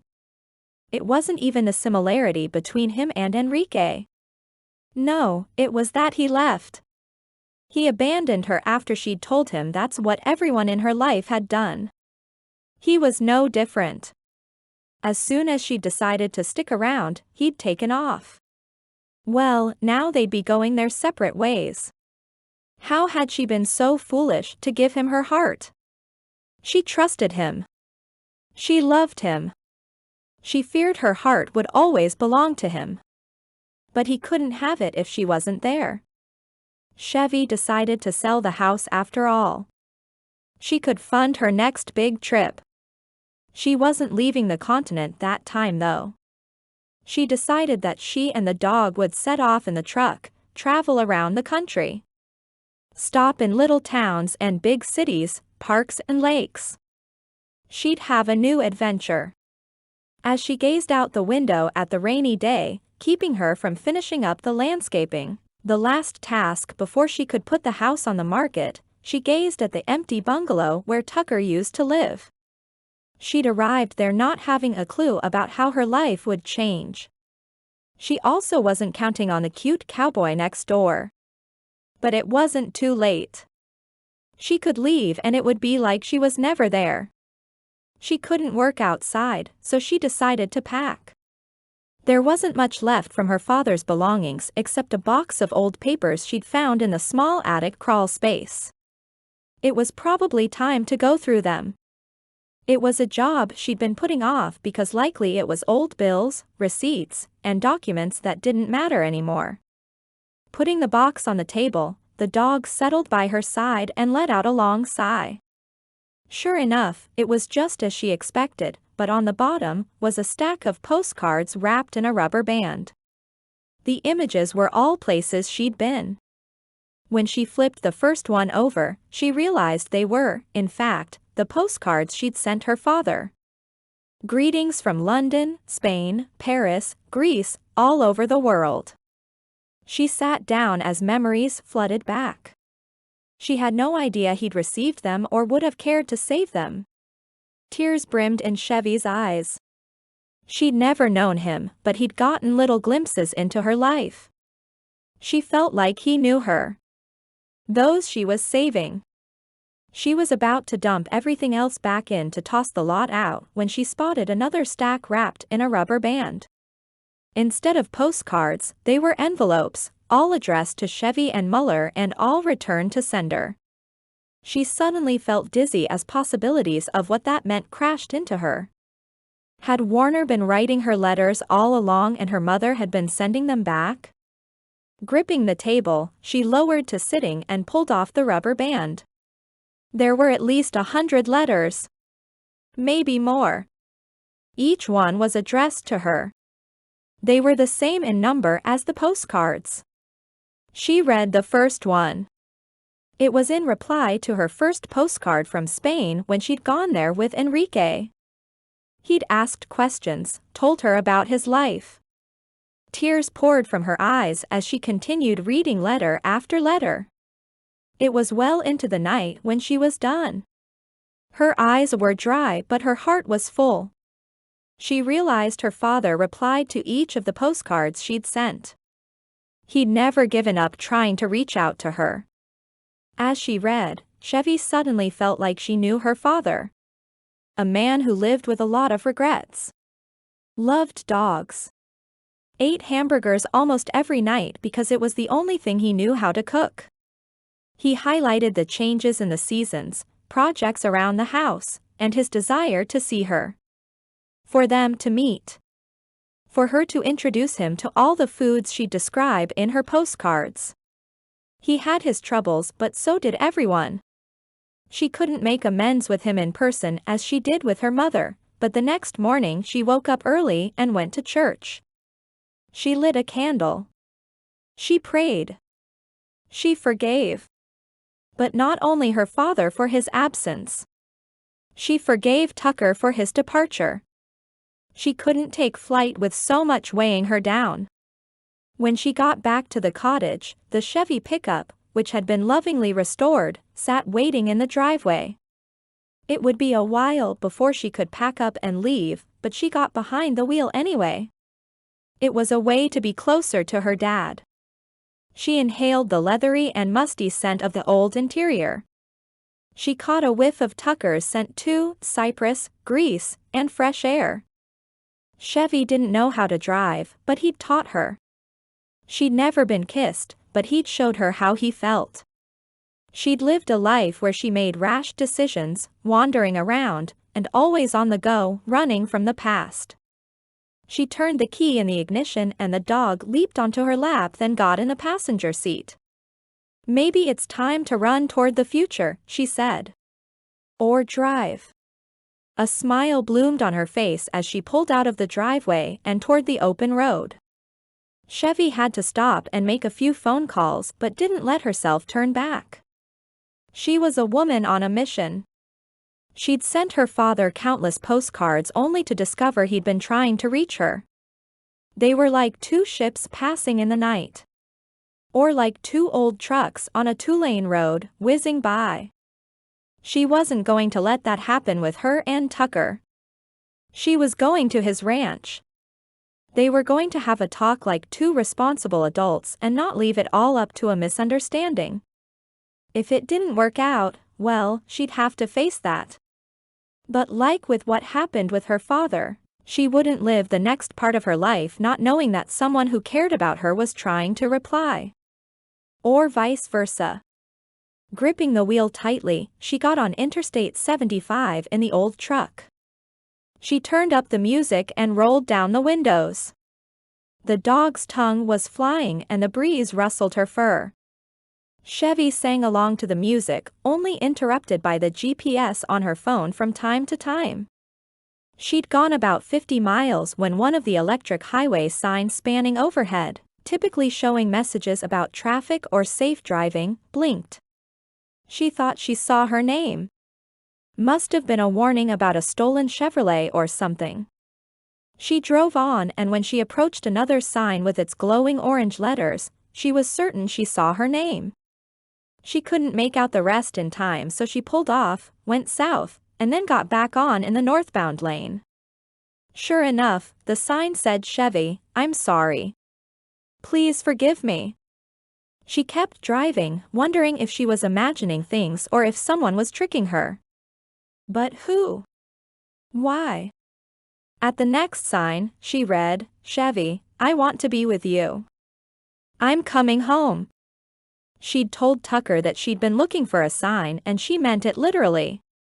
Her heart took on a fluttery beat and her stomach found itself full of butterflies. What was going on? She kept driving though, trying to understand. A third overhead sign came into view and it said, "Chevy, I have to ask you something. Please wait here. Love, Tucker." She carefully pulled onto the shoulder of the highway and far from the passing traffic. On the grassy hillside, she let the dog out on her leash. She waited and waited some more. She wondered and worried. She traveled all over the world and nowhere was it a good idea for a woman to be alone on the side of the road. Then a truck screamed to a stop behind the pickup. She hurried back to the Chevy. But it was Tucker who got out. He rushed toward her, wrapping her tightly in his arms. He was almost shaking. She was too and tears dripped from her eyes. "I thought I lost you." They parted and she let out a laugh. "Well, it seems you found me here on the side of the road. What's going on?"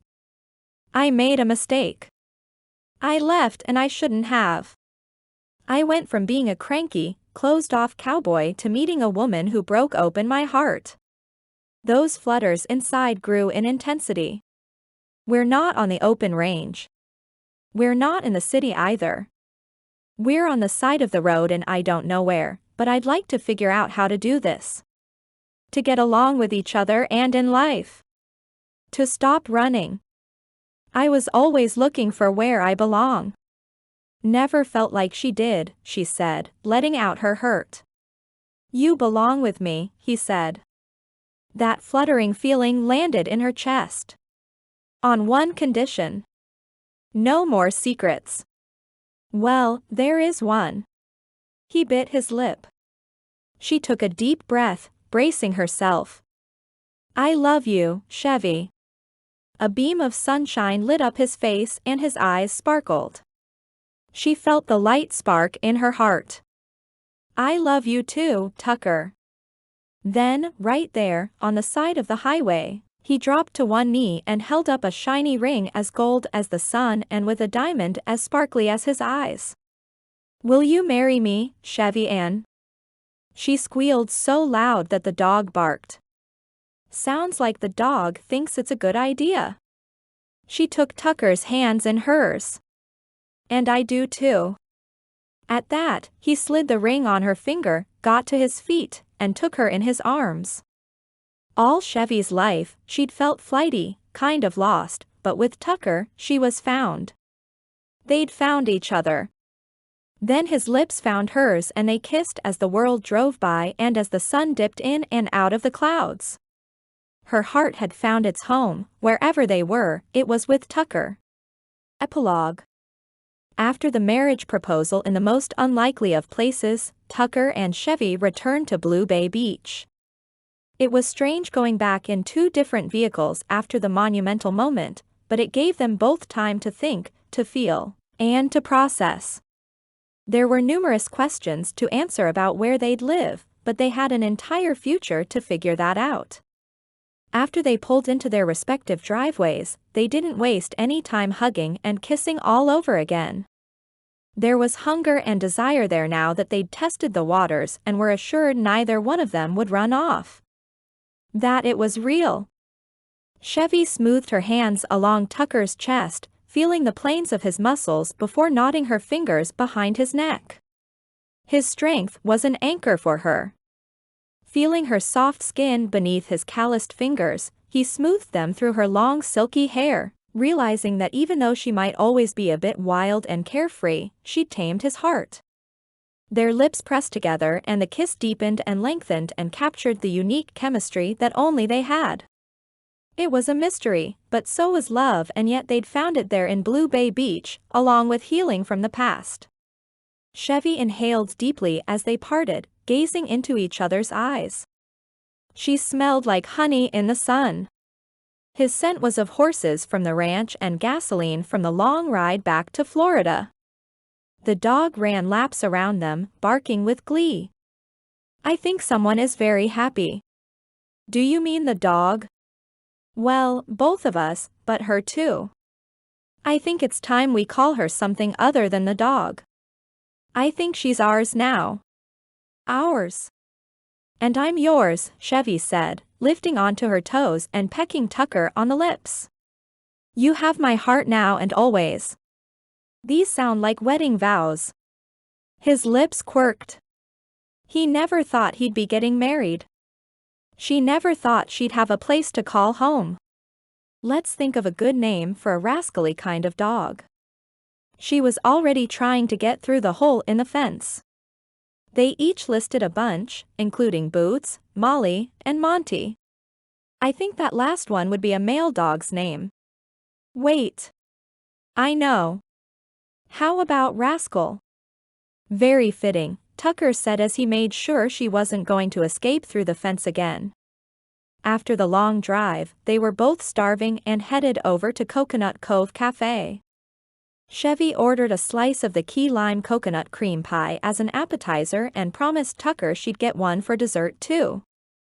In the coming days, the future started to take shape. They decided to have their wedding in Blue Bay Beach and a reception at the ranch in Texas. It was unconventional, but with Tucker's father not at full strength, it made the most sense. They'd get married the next month, then move into number 8 Egret Avenue. There were several reasons they'd opted to stay there instead of return to the ranch. Namely, Chevy's Playful Paws business, and Tucker learned from Gus and Vince that a nationwide classic car restoration company contacted the garage and asked if they'd be interested in signing a contract that involved them sending cars to smaller, specialty garages like theirs. It came with a lot of money that neither Gus nor Vince wanted to turn down, but couldn't rightly keep working with retirement on the horizon. They offered the garage to Tucker. He couldn't say no. In fact, he was overjoyed. He'd always loved the majesty and power of horses, but at least for a while, he also liked the kind of horsepower that came with at least 8 cylinders. It also meant he could send money home. Though they talked about going to the ranch someday if they could relocate the garage and if Chevy wanted to take on rescue dogs. There was plenty of room out there for an animal rescue. Amidst all the excitement, Betty stopped by one evening, blinking back tears. I'm not sure if either of you knew her, but Sandy, who owned the Sandy Shore Inn, passed away last night. Both Chevy and Tucker gave her a big hug. The women had been long-time close friends. They found out she'd had cancer. It was a reminder that with so much joy in life, there was also pain and heartache, but like Tucker's mother said, gratitude came from what a person had, not what they'd lost. Even though they didn't know Sandy all that well, she'd brought a lot to the lives of the people of Blue Bay Beach and the guests at her inn. Sandy didn't have much family to speak of. Neither did Chevy. In her friend's memory, Betty stepped in to help Chevy with all the wedding planning. It seemed to take her mind off things. The two women visited with each other nearly every day, sipped iced tea and created a guest list, designed the invitations, and decided on details. It would be a small wedding and afterward, they'd have a barbecue for dinner along with cowboy cookies and key lime coconut cream pie for dessert. They'd reserve the big reception for the ranch. Tucker whisked into the kitchen at the cottage where she and Betty were making plans. He had a rag in his back pocket and a smear of grease on his t-shirt. Definitely cowboy cookies, Betty said, replying to Chevy. Did someone say cowboy cookies because I'm a cowboy and I love cookies? Tucker sniffed the air. Betty waggled her eyebrows. I have a theory those were what won him over. Chevy laughed. I never did find out what the secret ingredient is, he said, nudging Chevy with his elbow. She tilted her head from side to side. We did make the no secrets rule. Okay, Fine. I'll spill. The secret ingredient is love. She giggled.